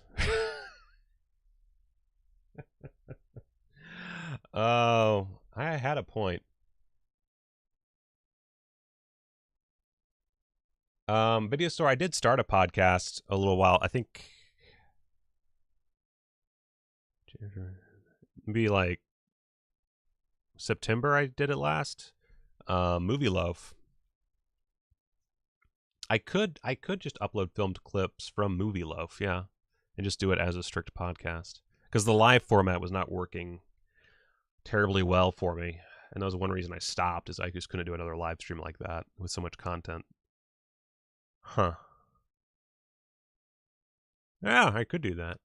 That's a good point. I'm gonna be thinking a lot for a while. I'm trying to figure out how I want to do stuff now, because I need to switch stuff up. I have to constantly switch things up or I get bored with everything. I had a point to make. I don't know why I mentioned Red Bar. I shouldn't have, because now I'm off track, but it had something to do with the point I was making. Anyway, it doesn't matter. None of this matters. This is all just like bullshit. It doesn't matter. Nothing matters. We all die and nothing happens. Where do we finish off at? 71 likes and 5 dislikes. That is not bad. That is not bad at all. All right. Anyway, I think that's about it. I don't have really much else to say. I've been going for an hour and 40 frickin' minutes. Like monsters. A lot of stuff coming at you. Just taking a little minute. I fucked up. I took on a project I shouldn't have for one of our sister channels, and it was a mistake.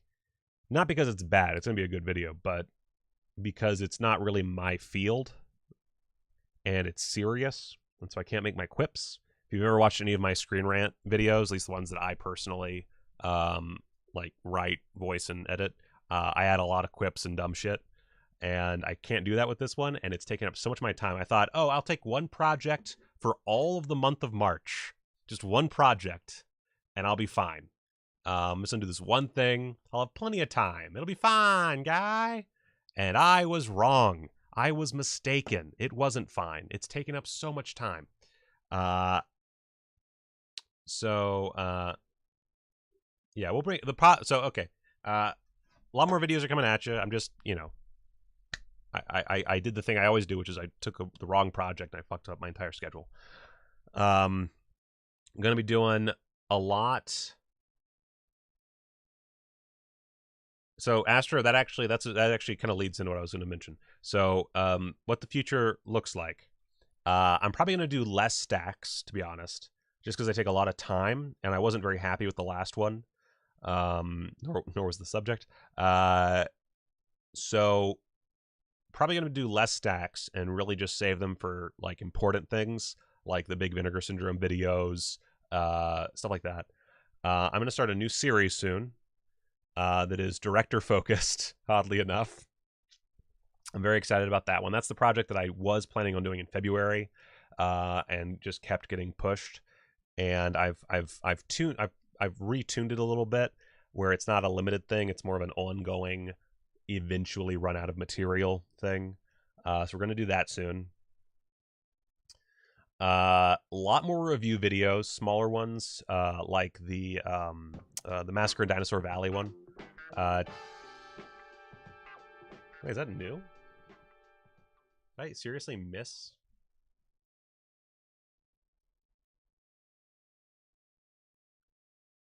Oh, my poor little buddy's having trouble sleeping. Let's see. Why is that? Why is Terry's thing? It doesn't matter. There will definitely be several Takashi Miike videos. Don't worry. So I'm gonna be focusing on a lot of like shorter content because that's easier to get out.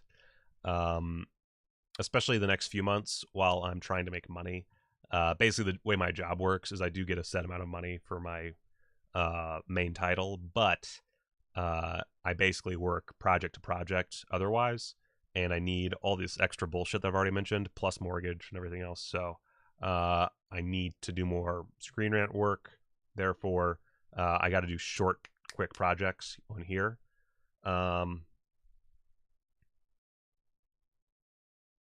Oh, I'm glad you like that. A lot of people didn't watch that, Astra.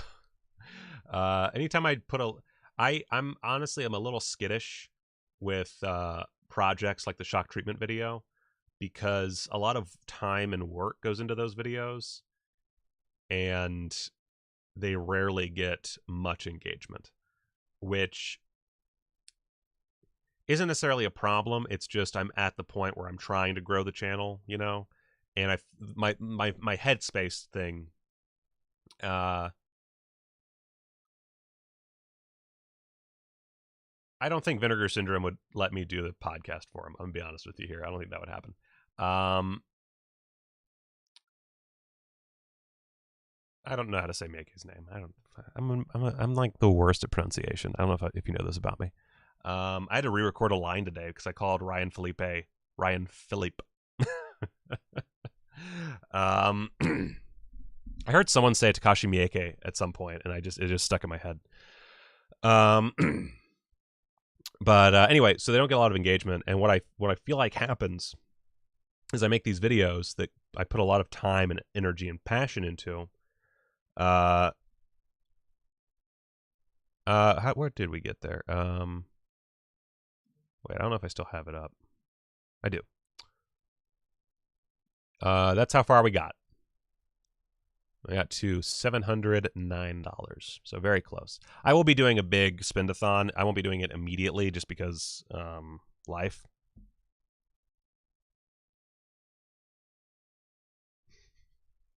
My poor honey bun.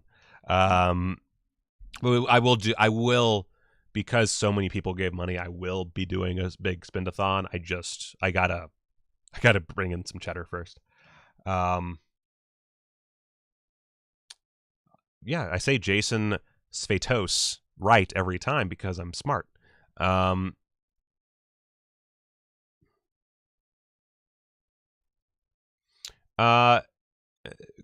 was not terribly pleased with the review. He was not like mad at me, I don't think. Oh, he didn't seem mad, but he definitely did not like the review.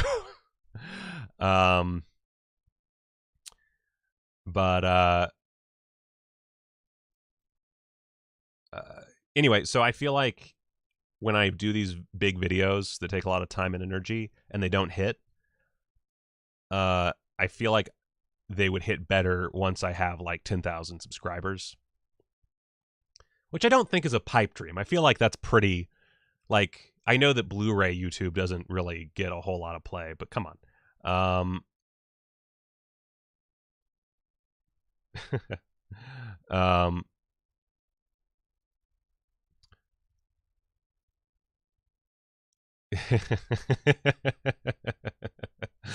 I love you, Jason. You're fun. You're a lot of fun.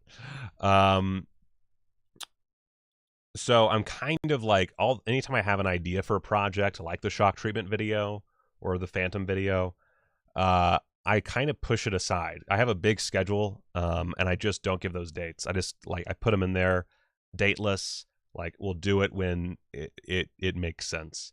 When I have time, and when I'll have an audience that will give it like that initial push. Because right now, like, that's why I haven't done a Bond video in a while, is I know I have certain viewers who really like the James Bond videos, but they cap out at like 200 views.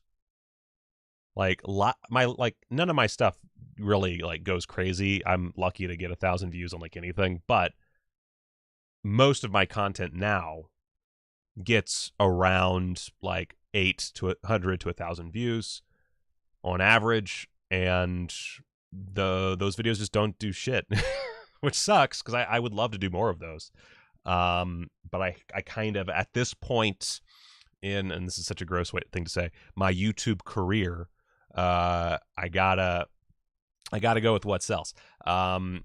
And that's one reason I'm going to be doing a lot more small videos, is I can't spend too much time. Because, like, what if I do this, like, this Grizzly 2 review is going to kick my ass over the next few days? What happens to my soul when no one watches the Grizzly 2 review? That would drive me fucking crazy. If I did that whole thing and no one watched it, oh my God. Like, that's, at least, like, when I do Screen Rant and no one cares and everybody shits on it in the comments, I get paid for it. So, like, you know, not that money is the whole name of the game, but I'm at a point where I kind of have to, I have to judge how good a video is going to do, which sucks. Once I get to a certain point, be it patrons or subscribers, I won't care as much. It's just right now I'm trying to grow the channel, and when I don't gain any subscribers and don't get a lot of views, it means that it's just not doing anything.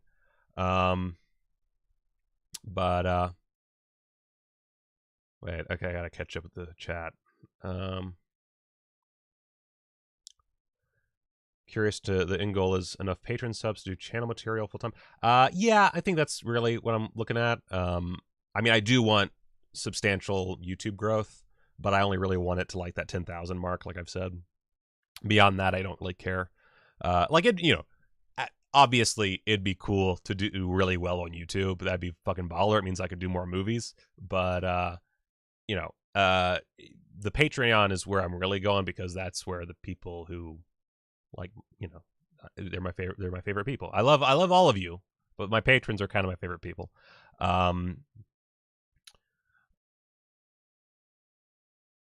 But I don't, you know, the goal is to be able to afford to put all of my energy into creating things.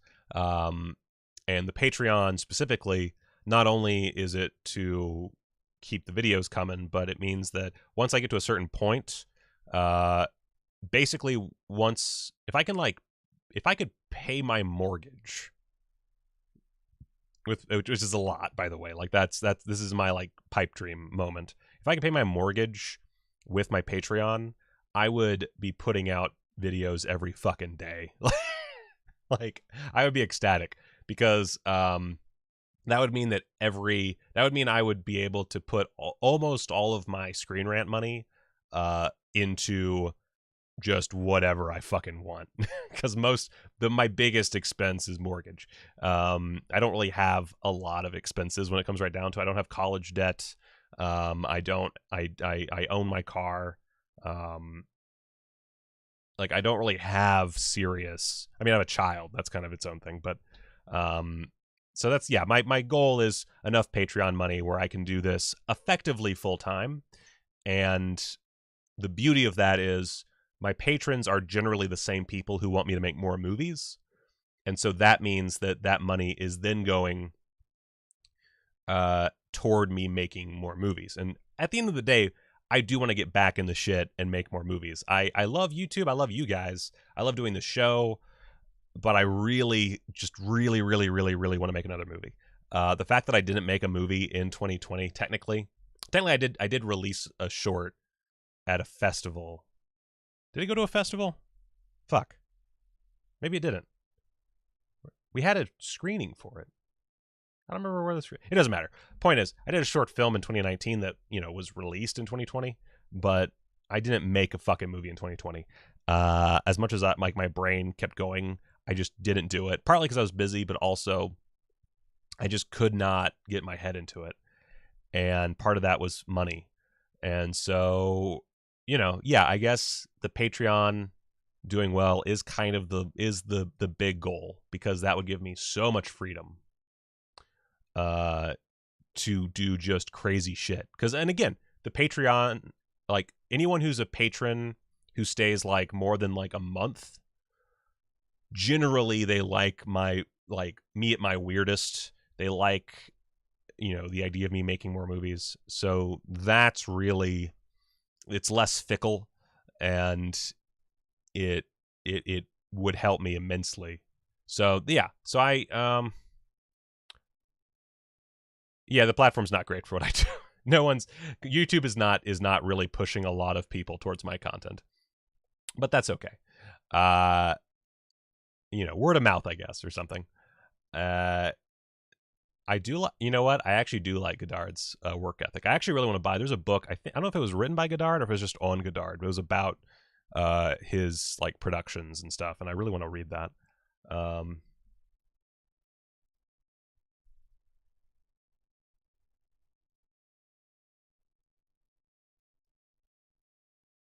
But anyway, point is, it would be cool. I don't expect that to happen anytime soon, but if I can just get better at my day job, which is Screen Rant now, then, and basically what I mean is faster at it, because right now I'm not as fast as I should be. I did just edit a video in less than 2 days, and that's a new one for me. Screen Rant videos take me forever to edit, but I did just finish, right before this show started, I did finish an edit on a video. It was a shorter one, but I did finish an edit really fast, and it looks fine. So I might be getting better. But like, for right now, I'm honestly pretty good. But more Patreon money means less work I have to take from Screen Rant, because my day job with Screen Rant's relatively easy. Like, time-wise, it takes no time at all. But I just take on so many more projects from them because I desperately need money. Let's see.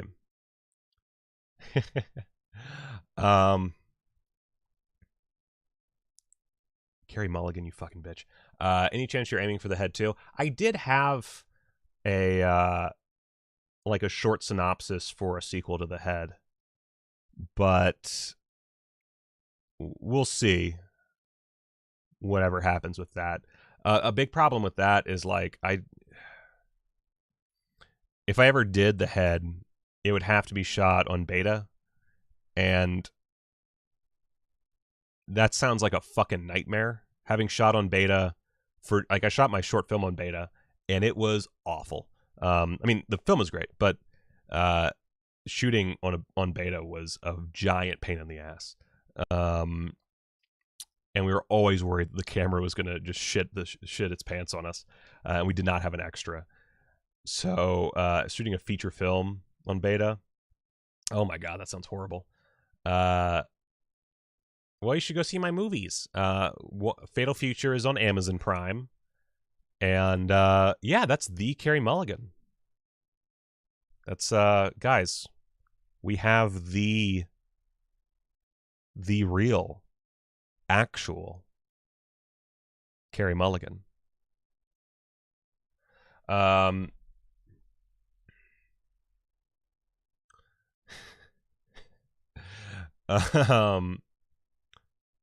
But yeah, go watch Fatal Future on Amazon Prime, and then The Head is unfortunately only available.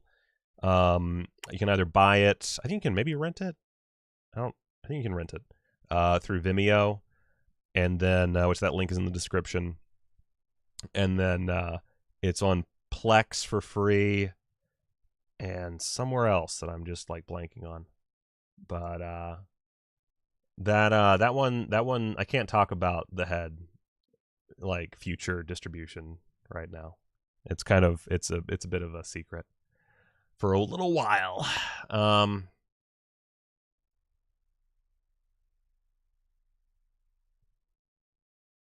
Honestly, Jason, I don't know if you're joking or not. That sounds amazing. I'm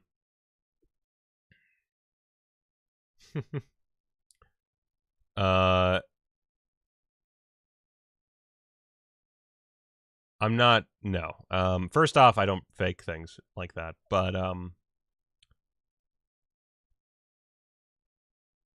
I don't really plan on shooting analog again unless I do The Head 2. The Head 2 is my one exception.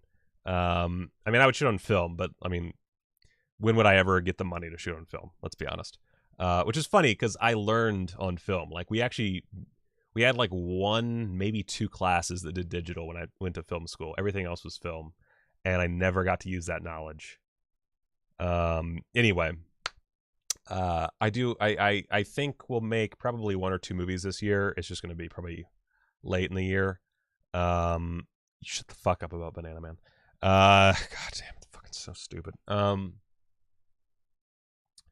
But yeah, I'm probably just gonna shoot digital from now on, unless I get some good money.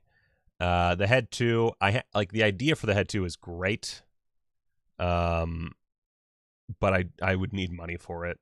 I will like, and I'm trepidatious about any crowdsourcing in the future because every time I've done it before, it's been a massive failure because I suck at crowdsourcing or crowdfunding.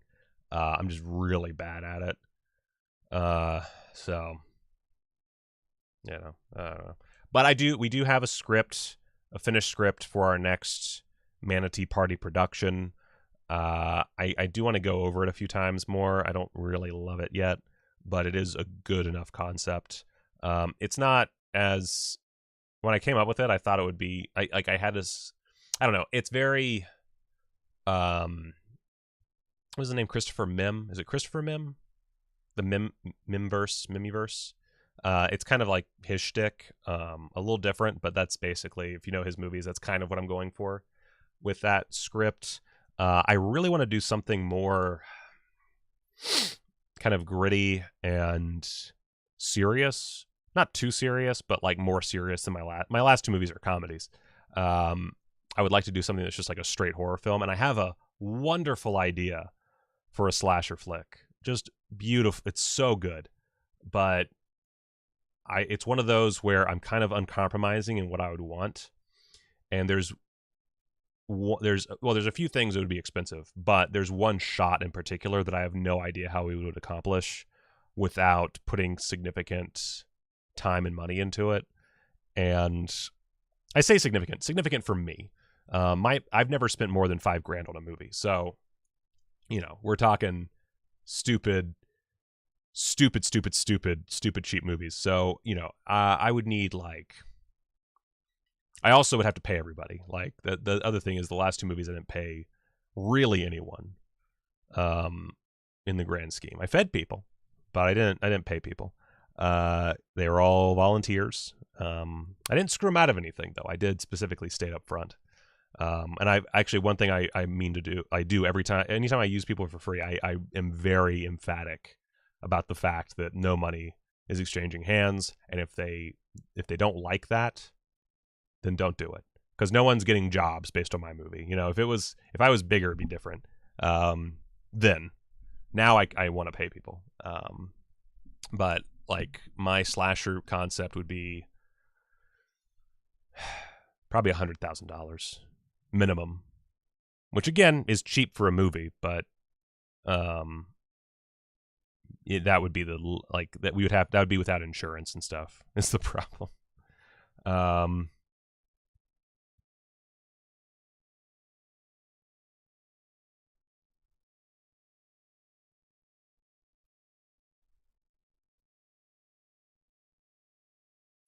Yeah. Yeah. I mean, and that's another thing is it's almost impossible to get investors for my kind of movies. Even though and that's the crazy thing. Like these, like not mid-budget, but like large budget movies do really well, and like Hollywood standard mid-budget does pretty well, but super high and super low should be going the way of the dinosaur soon as far as the high, but the super low budget stuff is just so hard to make money, and so it's really hard to get an investor to put money down, even if it is just like 10 grand. Like I could make, even paying people, I could probably, if I tried really hard, I could make a feature-length film for 10 grand and pay people. Not great, but I could pay people for their time. And 10 grand is not a lot of money at all. But like I'm not good at, I can't get, the problem is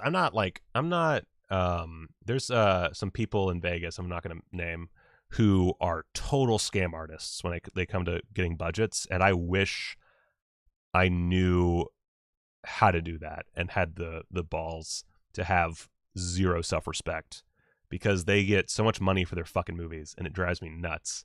But I can't do it. I'm not that kind of person. I'm very honest. Like when I was pitching the head to people, not even to get money, just like to explain what we were doing, I was like, this is a piece of shit, and you're not making something that anybody's gonna want to watch. I'm very, very honest, and unfortunately all the movies I want to make, for the most part, come with that honesty up front, that I'm not making things for most. Even my slasher movie idea is it has such a weird, kind of silly premise that you have to believe right off the bat. Well, I'm not saying that no low budget movies do well. I'm saying that it's borderline impossible. You don't see it very often. That's true. I do need a good producer.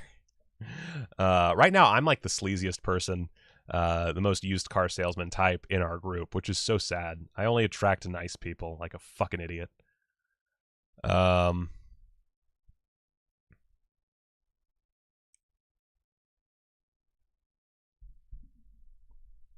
mean, it is honest. The Head's not a good movie. And Fatal Future's definitely not a good movie. Traditional, like just from a traditional standpoint, like only like, I admit I am proud of The Head, and I'm proud of Fatal Future, but they're not, they're not like most people are not going to watch those and say they're good movies.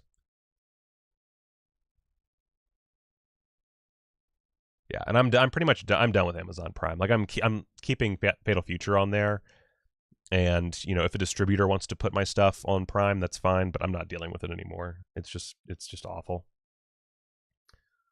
But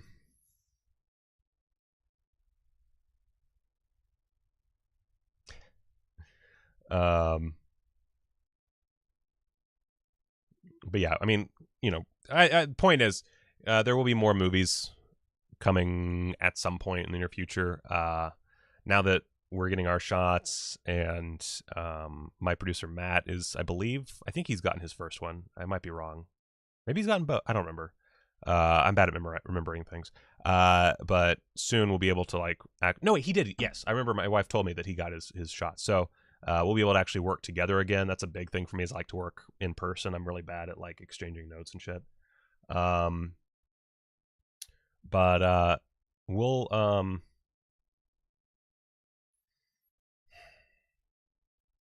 sure. I mean, I think, here's what, like, I'll be positive about myself for a second. I do 100% make a niche product that basically no one else is making, and I try to do things that are not going to blend in with everything else. And so I do have value. My movies have value, but they're movies that most people are not going to want to watch, and so they're not going to make money. Because they're not going to make money,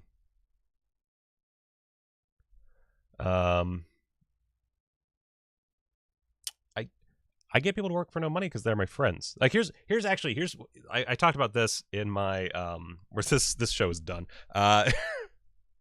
I talked about this on the Jason Paul column review. Is I specifically make movies that I know I can't completely fuck up. I make movies that work for my conditions. So, I've had a ton of, like, the reason it took me so long to actually, because I made my first feature when I was 28, second when I was 29, nothing when I was fucking 30.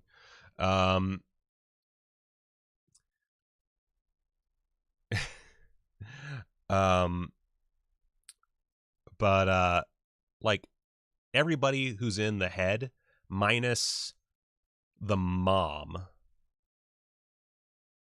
Yeah, well, no, the mom, and then the young lady who plays well, how am I forgetting her name? The who's in the picnic scene in the alley. Those are the only actors we hired, and even then, I don't even know. I think, okay, so Shelly, the girl who plays Shelly, she I got because she was a friend of Thanos, not the space man, but my sound guy, who's Greek. So he knew her, and we couldn't. I think we had a cancellation. We couldn't find someone to play Shelly, and she was like a last minute one who said she was fine with it. She thought the script was funny, and she was a friend. And then we did auditions for the mom, and I think we only got the one option, but she was great in the audition. And her only thing was she would provide some clothes from like a thrift store she ran, and she wanted a wardrobe credit. And I was like, sure, fuck it, why not? That works for me. You're gonna give me clothes too? Fuck, all right. So it. Oh right, the Snyder Cut's coming out. Forgot about that. But otherwise they're all friends. And the same goes for Fatal Future. V was the only actor we hired because I didn't know any like traditionally attractive actresses who could play the part, and so we searched out for one. We actually got a good number of like resumes and stuff in, but she was the only one that really worked.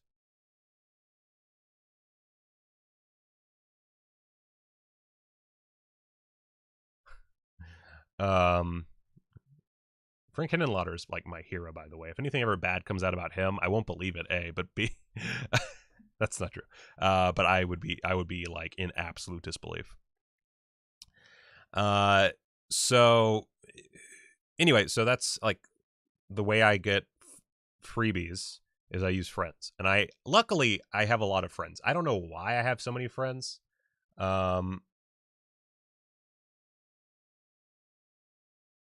That's a fun way of describing my movies video story. That's a very fun way of saying it. I am a bit of a provocateur. That is true. So what was I saying? Yeah, so I luckily, like, I don't know what it is about me, and my wife has the same problem. We have like, this is our thing, is we wind up with a ton of friends who will do like anything for us. And neither of us understands why. We have no clue. It's just somehow it happens. You know, we have access to musicians who will make music for us for free. We have access to an amazing weird ass house that we can access for free. We have all this shit. And I don't know. I don't know why, but you know, I just use what I have, and that's the main thing. Like if anybody out there is an aspiring filmmaker, and you're trying to figure out how to make your movie, be good at making friends, and learn to use what's at your disposal. Because like the prop for the head, literally my best friend in the world, Cheryl. Not Cheryl from The Head, but Cheryl, who still lives in South Carolina. One of my best friends of all time. She gave that to me when we were roommates. And it was just a gag gift. I think her sister was in like a beauty and cosmetics class or something. And she gave me that mannequin head. And I think she actually said, maybe you could use it for one of your movies. Anyway, years later, I came up with an idea to use it with. It was actually going to be a musical at the time. That was when I lived in North Carolina. And then more years later, I took it out of a box and was like, aha, this is the movie. And yeah. Cultivating relationships and the network, that is 100% one of the most important things to do for your filmmaking career. I think that's actually another problem, is I didn't have as many friends I had plenty of friends, but I didn't have like these kind of friends when I was in my early 20s. And so my biggest problems were a lack of strong relationships, and I did not have the vision that I have now, which is it sounds douchey to say it that way. I don't mean like my vision, but like my vision for how movies should be made has changed significantly since then. Back then, all I could think of were things that cost a lot of money, that I could not do. They were too big in scope. And now I've evolved over time and realized, you know, what a movie can be, and kind of the lack of limitations that you can create for yourself. And so I think it's also, and actually what Voodoo said, story isn't as important as doing something with people you enjoy being with. That's actually a really good point, because story doesn't really matter. If you have a good story, great. Like if you have a like perfect screenplay, beautiful. But if you can make a movie that has an energy, if you can make a movie that has like a visual style to it, a tone that's uniquely yours, you can skimp out on fucking story. No one gives a fuck about story. If you have like great characters, if you have a fun vibe, and if you're if you're enjoying yourself, that'll bleed through. Sometimes it can bleed through too much. There are some movies where they're like, oh, this was such a blast to make, and you watch and you're like, oh, what the fuck is this? Why am I watching? This is such a piece of shit. That does happen. But a lot of times, if you make a movie and you're having a good time while also tempering yourself, it turns out pretty well. The big thing I think that makes The Head work, and Fatal Future to an extent, to the extent that it does work, is that even though we were having fun and we fucked around a lot, there was always that back of the head thing of, okay, this is the line that we've set for ourselves, and we're not crossing that line. And that was a very important thing, especially with The Head. With Fatal Future, I think we actually could have positioned the line a little further. I think we went a little too conservative in that regard. But with The Head, I specifically was like, okay, this is a funny movie. This is a comedy. But we're not going to get too silly with it. We're not going to wink too much. We're not going to name our characters Mr. Craven and Mr. Cronenberg or anything like that bullshit. Any references we do make are going to be very like vague or like super niche. And everyone has to take this seriously. Every character is taking this seriously. It's a stupid movie with a stupid premise and some stupid shit shot on fucking VHS, but you're all going to take this fucking garbage seriously, or else it's not going to work. And so that was the line we set for ourselves, was that no matter how fucking stupid this gets, the characters take it seriously. Let's see. I'm stuck then because I know so many people in filmmaking circles now, but part of the reason we've been friends for so long is that I'm not asking for favors every 2 seconds. So here's the thing. You don't need filmmaking friends. Because here's another thing. And you know me, by the way.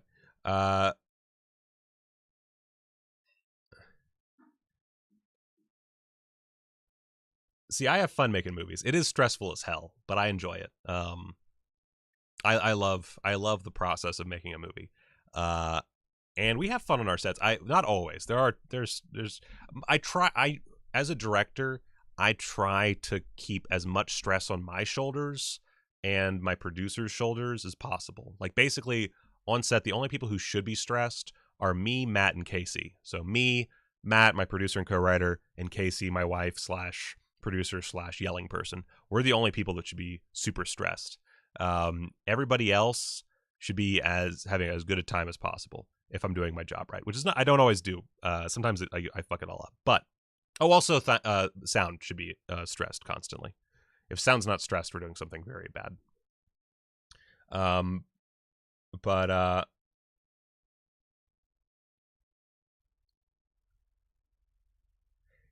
and also, yeah, getting wrapped as soon as possible. I never spend a lot of time.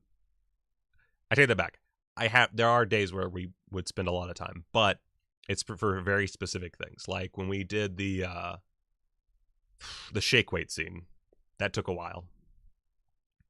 But most of the time, like, we were in and out of shooting. Like, there's some scenes in that movie that we literally shot for 15 minutes and got out of there, and that was the whole day. At least for everybody else, it was the whole day. Also, if we didn't need somebody, we didn't have them. Like, so much of that movie was just me and an actor. Sometimes, like, usually it would be me, Thanos, and Matt, and whoever was in the scene, and that was everybody. That was most of the movie, actually, was like that. Because then you don't have to feed them. If you do it really fast, you don't have to feed you don't have to even get food. If you go, like, really super fast. If you do one of those 15-minute shoots, super fast.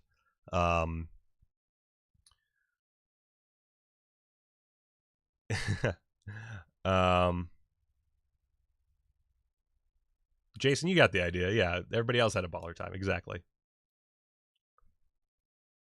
Yeah, and luckily I'm my own DP for the most part. So I also have that going for me. I was not my own DP on the short that we did on beta because I didn't want to deal with that shit. But for Fatal Future in the Head, I'm my own DP. For the next one, I'll be my own DP. I like to do my own shooting. This is not a quality comparison. This is just a work comparison. Kind of like Steven Soderbergh. My mindset is kind of like Steven Soderbergh, where as many things as I can do myself, I'm going to do myself, for good or ill. Luckily, I'm good at most of these things to some degree.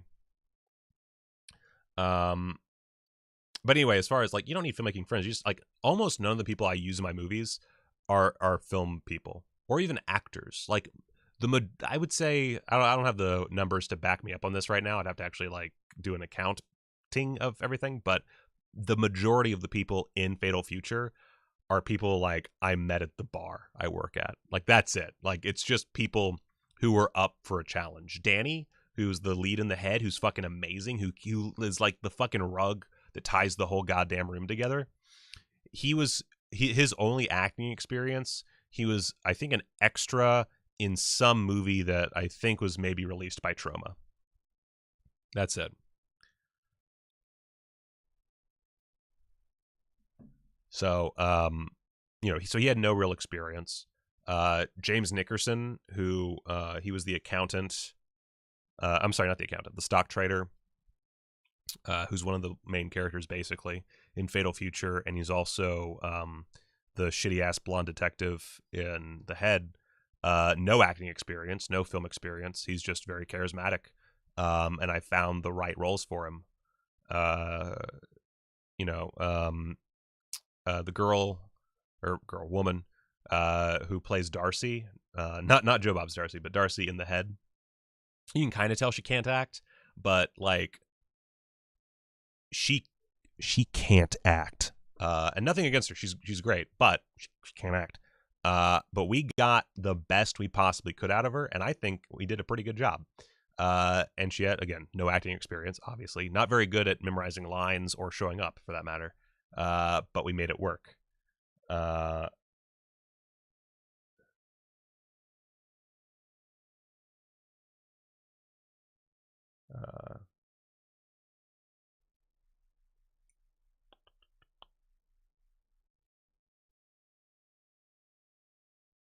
Oh boy, I missed a lot of chat.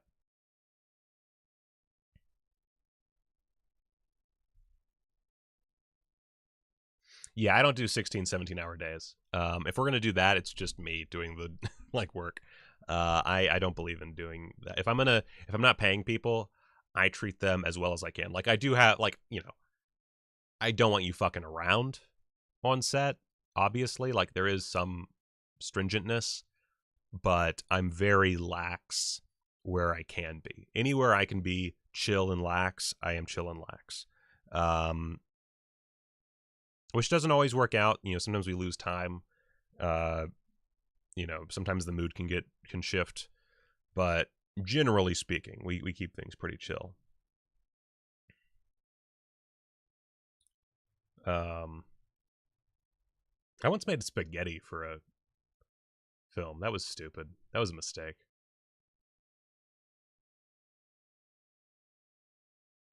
No, you'll never get a job that way. But you know, again, like part of it's luck. Like a lot of these are luck. A lot of this is just dumb luck. But it's all about what you have and using what you have.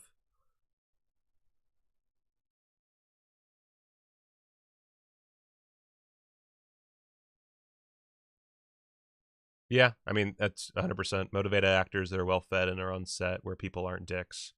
Yeah, that's basically it. You know, that, and if you can't feed them for everything, then you chop it up and make it really quick. You know, you don't need to feed someone who comes over for like an hour and a half. Like have water and stuff. But like if someone's only going to be there for an hour and a half, you don't need to do anything. So like the beauty of, like I try not to shoot in places where we have to be like in and out. Like we don't have it, like we have set up, shoot everything, and then leave. Oh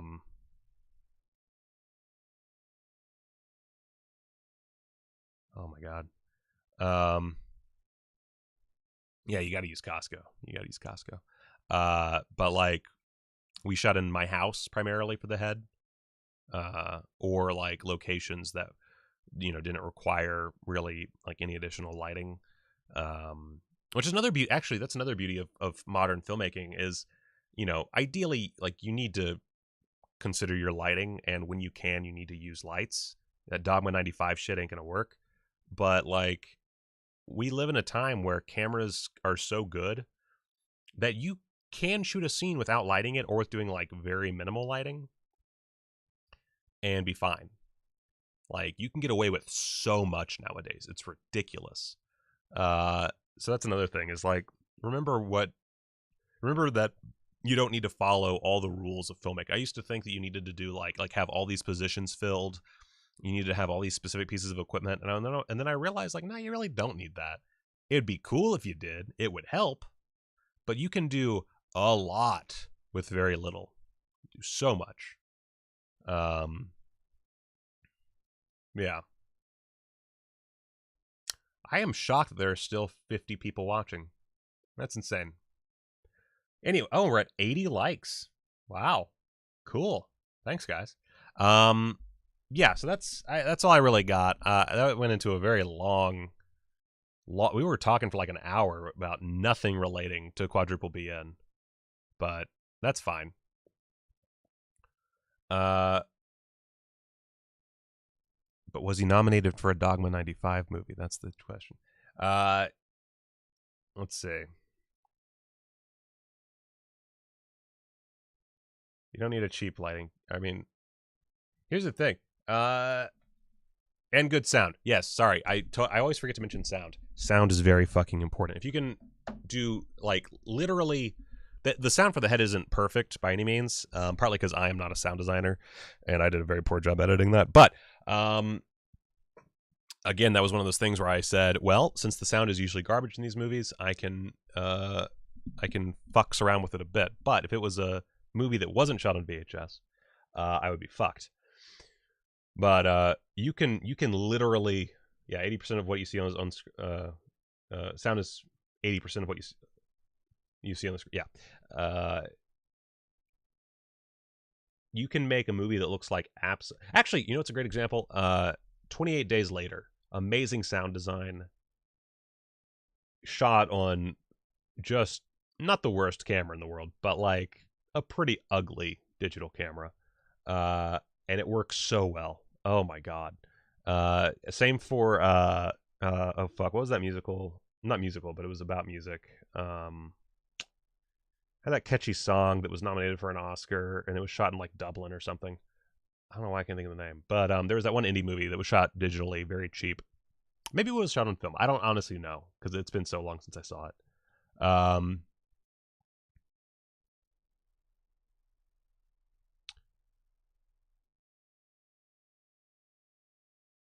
You know, you'd actually be surprised how many shot on VHS movies did not use the on-camera mic. Like, it's shocking. Oh, Inland Empire. Yes, Inland Empire is another one. Once is the one I was thinking of. Thank you. Oh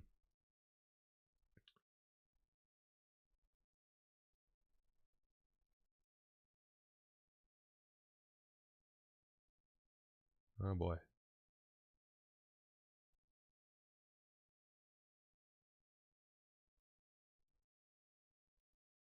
Yeah, you can do, oh my god, especially horror movies. Yeah, you can do so much. Dancer in the Dark, another great, yeah, there's so many great examples of movies that look like absolute fucking garbage. I mean, compared to like a, you know, shot on 35 or shot on an Alexa or whatever. You know, perfect lighting, you know, every rig under the sun. You know, I guess the point is, what if there's one thing I've learned from making movies the last few years and failing to make movies the previous years and continuing to fail to make movies, is there's always an option for you. It may not be the best option. It might not be what's in your mind's eye, but there's always something for you to utilize to make your vision. It might not be good. And it might, you know, hopefully it doesn't sound like trash. That's, again, try, like, and here's the thing, you can always dub too. But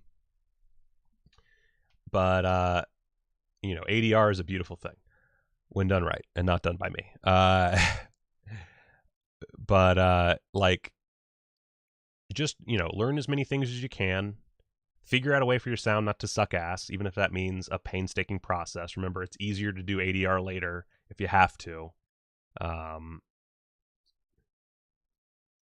And yeah, like and you just look at all the different times someone's put out a movie that's like like Paranormal Activity or Blair Witch Project, where they, you know, it was like, okay, we cannot afford to make a normal movie that we want to make, so we're going to do something a little bit different. And they did something a little bit different, and it's good shit. But yeah, just, you know, I think, and yeah, just go Italian, yeah. Yeah, remember that, yeah. Like, like, I love those stories. And this is another one of those things where it doesn't work for everything. Like, if you make like a serious drama, if you ADR the whole thing, people are gonna laugh you out of the fucking house, because that would have to be like perfect ADR. But if you're just making like a schlocky horror flick, or something that's inherently a little weird, like, weirdness helps. Weirdness covers budget really well. You know, you can get by, like, again, David Lynch, Inland Empire. You can get by on weird real well. But like you could legitimately just dub an entire movie. And like you can even like there's a lot of dubbing in the head that's very obvious, but there's ADR in there that you would not pick up on. So I think dubbing's actually honestly like so basically I don't know if this is still the case because this was a year ago now, but we lost our sound guy for the next movie we wanted to do, which I don't know if it'll actually be our next movie or not. That depends. But we lost our sound guy, and I legitimately just went, okay, we'll just fucking dub it. We'll get as much on location sound as we can.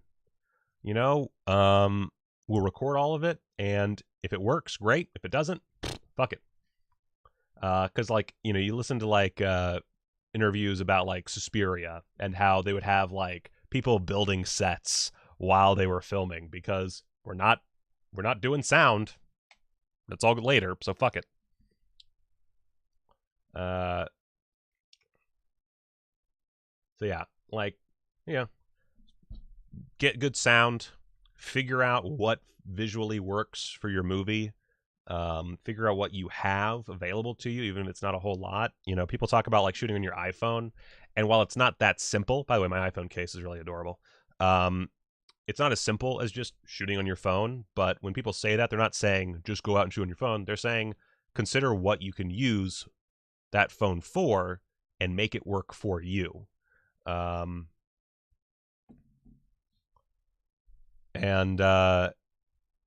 don't need a fancy camera. Like this camera that I'm shooting with right now, I could shoot a feature on this easily. It would not be the best option in the world. There's better options, but I've shot plenty with this that looks great, and I will do it again, 100%. We live in an era where if you're just going for artistic quality, if you're not trying to be the next fucking Spielberg or whatever, you have plenty of options. Like the only thing, and this is true of 100% true of me, the only thing holding you back is you. It's gonna maybe some of it is like financial, maybe some of it is trying to find the right people, but at the end of the day, it's all about you figuring out what you need to do to make the current elements work for you. And I fuck that up all the time. Like it's hard. Like I'm not saying like none of this is easy. This is all fucking nightmare fuel. And it keeps me up and I hate it because like I had so many great ideas for movies this year and I just could not get myself to make them work, even though 100% they could have worked, but I just couldn't, like I couldn't get my fucking brain in there, and that's hard. That's the hardest part. The hardest part is getting past this motherfucker, this piece of shit.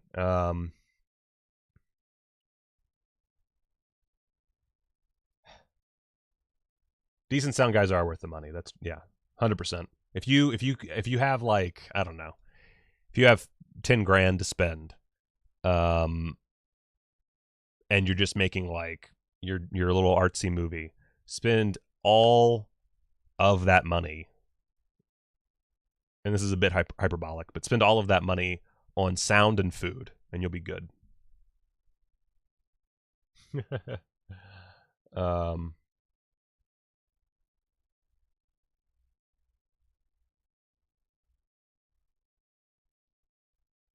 Confidence is important, yeah. Exactly. The credit card debt is your fault, I say to myself. Like,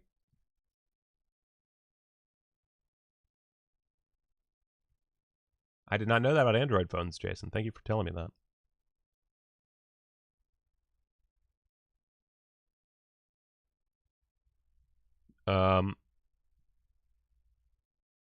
I mean, yeah, you treat a movie like a business. Make a business plan. I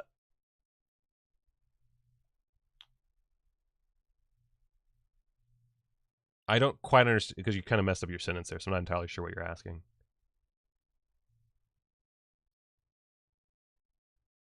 Surround sound. Yeah, that's one thing I need to either figure out or get someone who understand. Like, I understand the basics of surround sound mixing, but I could not possibly do it in my current state. That is one of those things that I desperately need to figure out, which is literally another thing. Like, you can learn like anything that you don't know, you can just learn. Like, people, all these fucking YouTubers are always pimping Skillshare. I learn everything just from free YouTube videos. Now, I mean, obviously I went to film school, but nowadays, when I'm learning stuff, I either learn by doing or I learn through YouTube. YouTube is the most valuable fucking source ever. Like, it's anything that you like need to figure out, someone will talk about it in detail on YouTube. Now, they might not be right. There are plenty of people who are full of shit. But like the information is there. Like, I could probably learn surround sound editing on YouTube. In fact, let's see here. I'm not doing anything. Let's say surround sound editing. I don't know.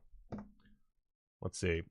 Creating a 3D sound FX, surround sound editing in Adobe Premiere Pro, 5.1 surround sound editing, Adobe Premiere Pro. A lot of these are short videos, but like I already see a shitload of videos about surround sound video mixing. So basically, I mean, there's a 24-minute video. There's just a ton of videos, and they're not all going to be perfect. But if you like go through and you figure out like the base, like physically what you have to do in the software to do this shit, like, you can figure it out for yourself once you understand what all these things do. That's the biggest problem, is learning how to do shit. Oh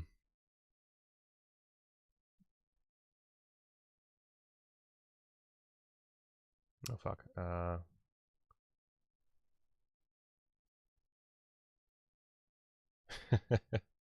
many shorts have you made? That's tough. I don't know, because a lot of them never went anywhere, and I forget things even when they take a lot of my time. I don't know, maybe, let's say 8 short films. I don't know. I have no idea. I mean, I do have an idea, but I don't know. Do you write scripts or draw screenshots? I write scripts. I do shot lists. Sometimes, like, depending on the type of sequence, I will do a storyboard, but it's very rough. My storyboards are not great. No one, I'm really like the only person that looks at my storyboards. And sometimes I'll do a shot list, and it's very rudimentary. It's very simple. Like,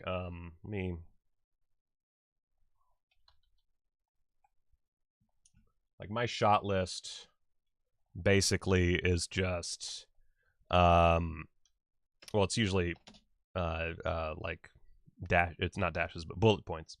But it'll be a bullet point. It'll be like, okay, we're gonna start with a wide shot, establishing house. Then we're gonna go. We're gonna cut in to a medium shot of the exterior doorway, and then a sub, dude walks out. I don't know. I don't have a fucking story. Dude walks out, and then close up, exterior doorway.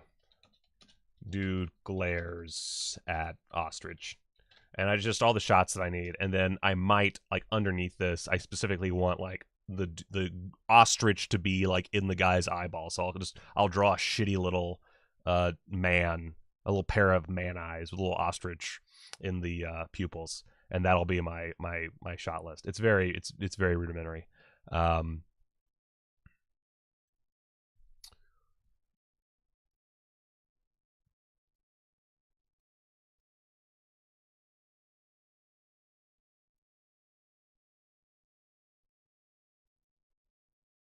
Oh, I do love that, like, I feel like every YouTube cinematography thing is like, how to make your movie look like Roger Deakins. It's either that or like corporate lighting. I feel like are the two things you find. Yeah.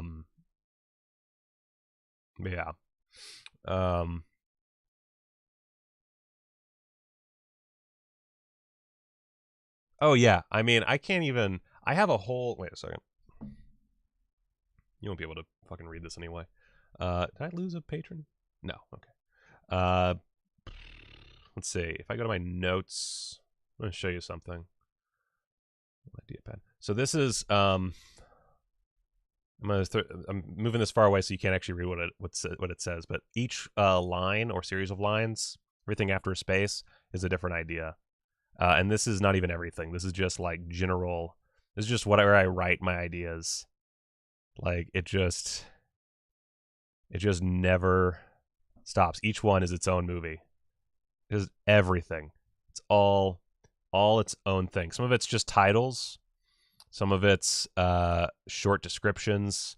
Some of it's a little bit longer. But anytime there's a space, that's a new idea. Like it's just not. It never ends. And I guarantee if any of these get made, it'll be like 5 of them. There's so many ideas in here that will never, ever happen. And they're all things that I've put a lot of thought into. It's all stuff where I think I spend a day just like going crazy about this idea and I write it down and then I move on to the next thing because it's not going to happen.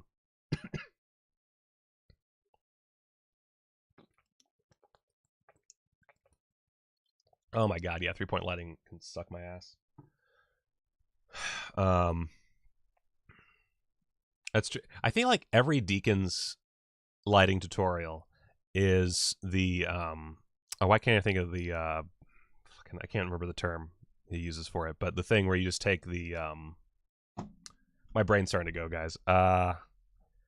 The material that you make, they use for like dresses and stuff to form like the basic concept, and then you know to get the stitches right, whatever the fuck that's called.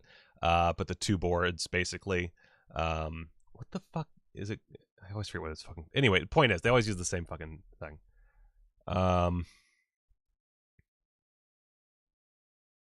Yeah, I mean, and also, yeah, this is just my notes app. It's nothing special. Most things you don't need to pay for fucking anything.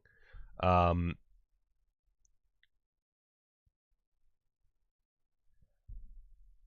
yeah, and find your own voice. I see too many people trying to be other people, which is funny for me to say because both my movies are like direct homages, but like, you know, I still try to find my own style.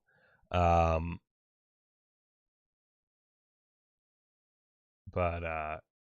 yeah. Although, and just to point this out, Roger Deakins, absolute master of cinematography. Don't get me wrong. I fucking love Roger Deakins, but it's not something. A, it's not something you should try to just copy, and B, you're not going to do it right most of the time. Anyway, so you know, but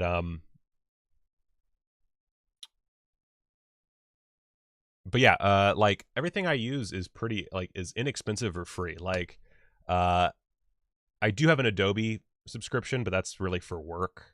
If I didn't have my job, I wouldn't use Adobe, but I have to use it. I use DaVinci Resolve for basically everything, and DaVinci Resolve famously does have a free option that is really nice. I don't have the free option because the paid version came with my camera, but you know, I use a piece of software that is like technically free, and even then there's plenty of free options for people if you don't want to buy a fucking camera.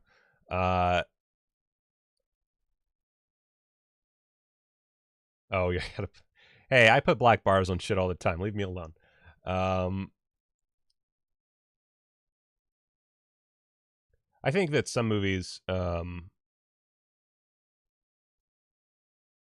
think that you know, a cinematographer, their job is to, I mean, everybody, someone has a central vision.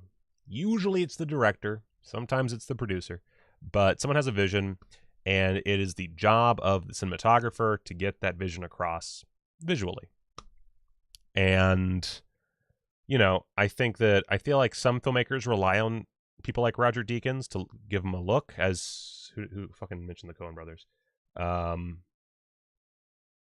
As Kevin said, sometimes, you know, like other directors, they'll take someone like a Roger Deakins and they will just use their skill and get their film looking their way.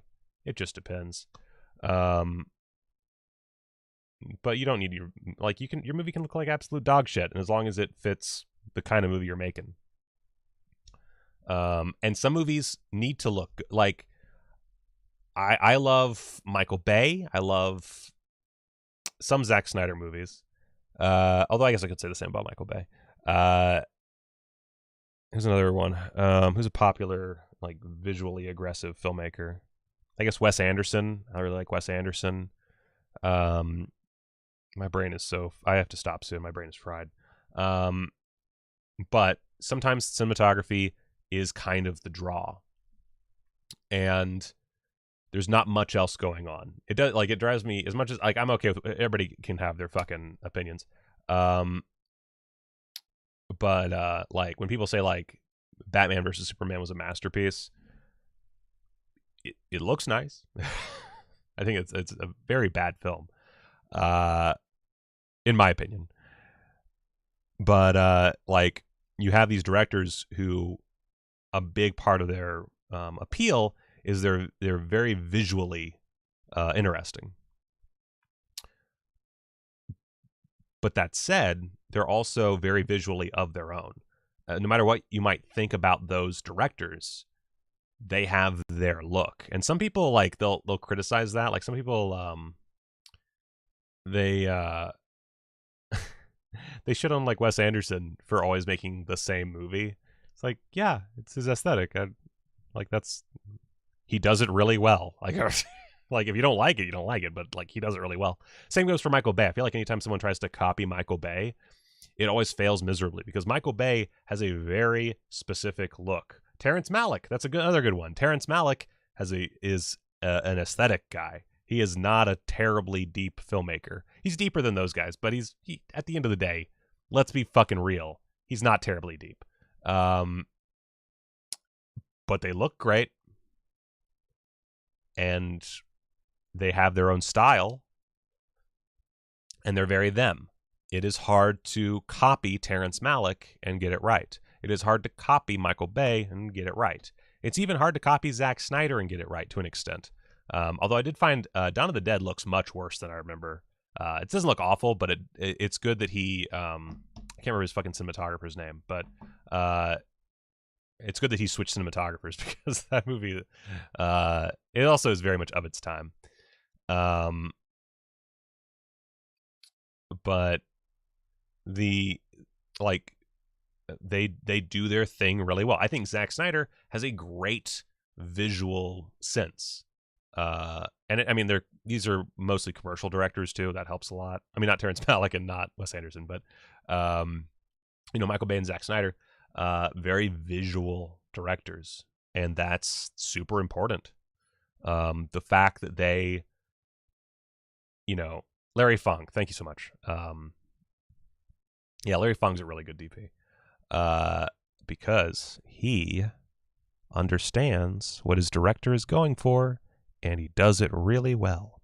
It also helps that a lot of these guys were their own DPs for the longest time. I assume on Michael Bay. I'm assuming Michael Bay was his own DP. I don't actually know his commercial, like his setup for his commercials, but I know Zack Snyder was his own DP until he made his first film. And so it does help a lot.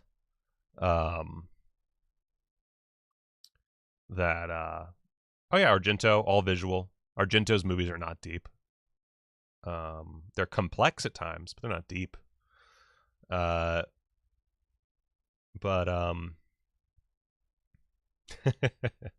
I like a director with a strong visual style. It drives me nuts when people shit on these guys for having the same look in every movie. Like, yeah, if they're good at it and they're the only people that can, like, really make that work, keep doing it, man.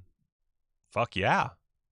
Like, you look at all the imitators from, like, 300. A lot of people made 300 type movies, especially low budget productions, because they thought, it's all in green screen, it'll be fine.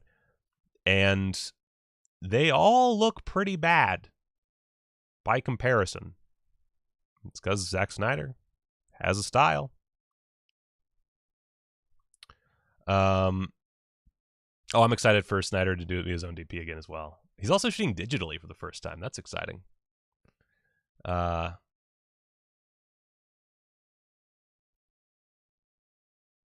Yeah, I think most, like, I think that's the beauty of people like that, is that, like, you know, their movies might not be terrible. Like, the Terrence, like, okay, so people always just chugging the Terrence Malick dick, and then shitting on Michael Bay, when really, when it comes right down to it, they're very similar filmmakers.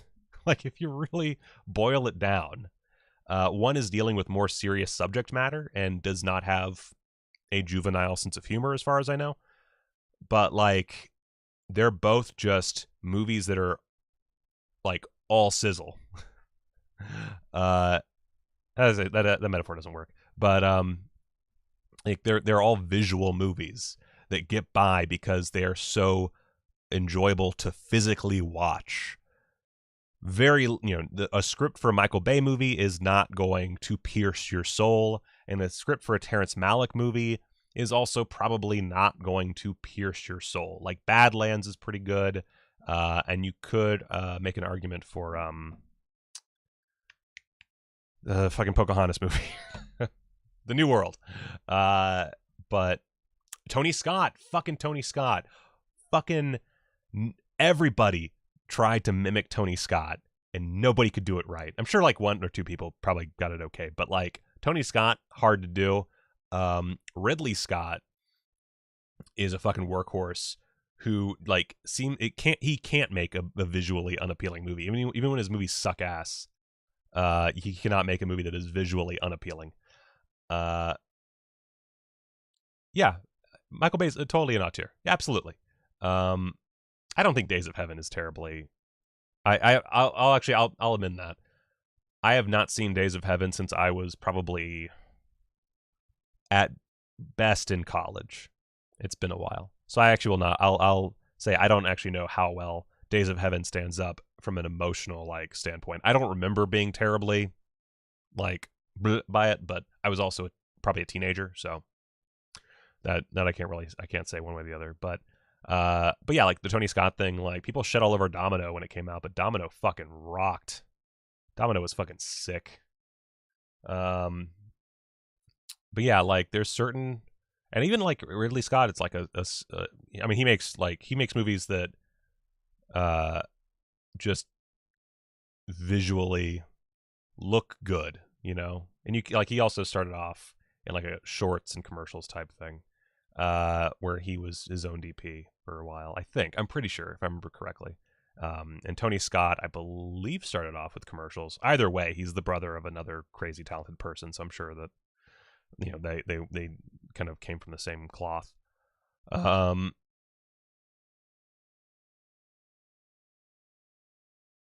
You know, yeah, The Hunger's great.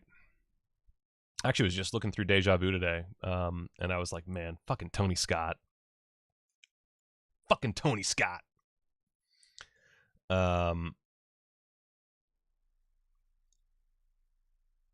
But yeah,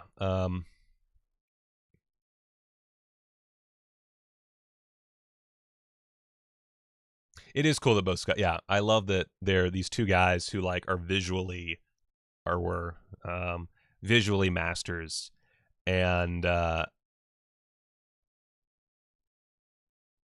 like, just totally different paths as directors is just amazing. Anyway, I'm dying. My throat's starting to hurt, and I have to do some voiceovers tomorrow, so I need to stop. But as I said earlier, podcast is going to be coming back sooner rather than later. More short form videos after I get this fucking Grizzly 2 and Vinegar Syndrome video done. New series that's director focused, and I'll be more clear than Vinegar Syndrome. Single director focused, one director. And yeah, I might also have to do a Tony Scott video because I'm, like, fucking just all about Tony Scott right now.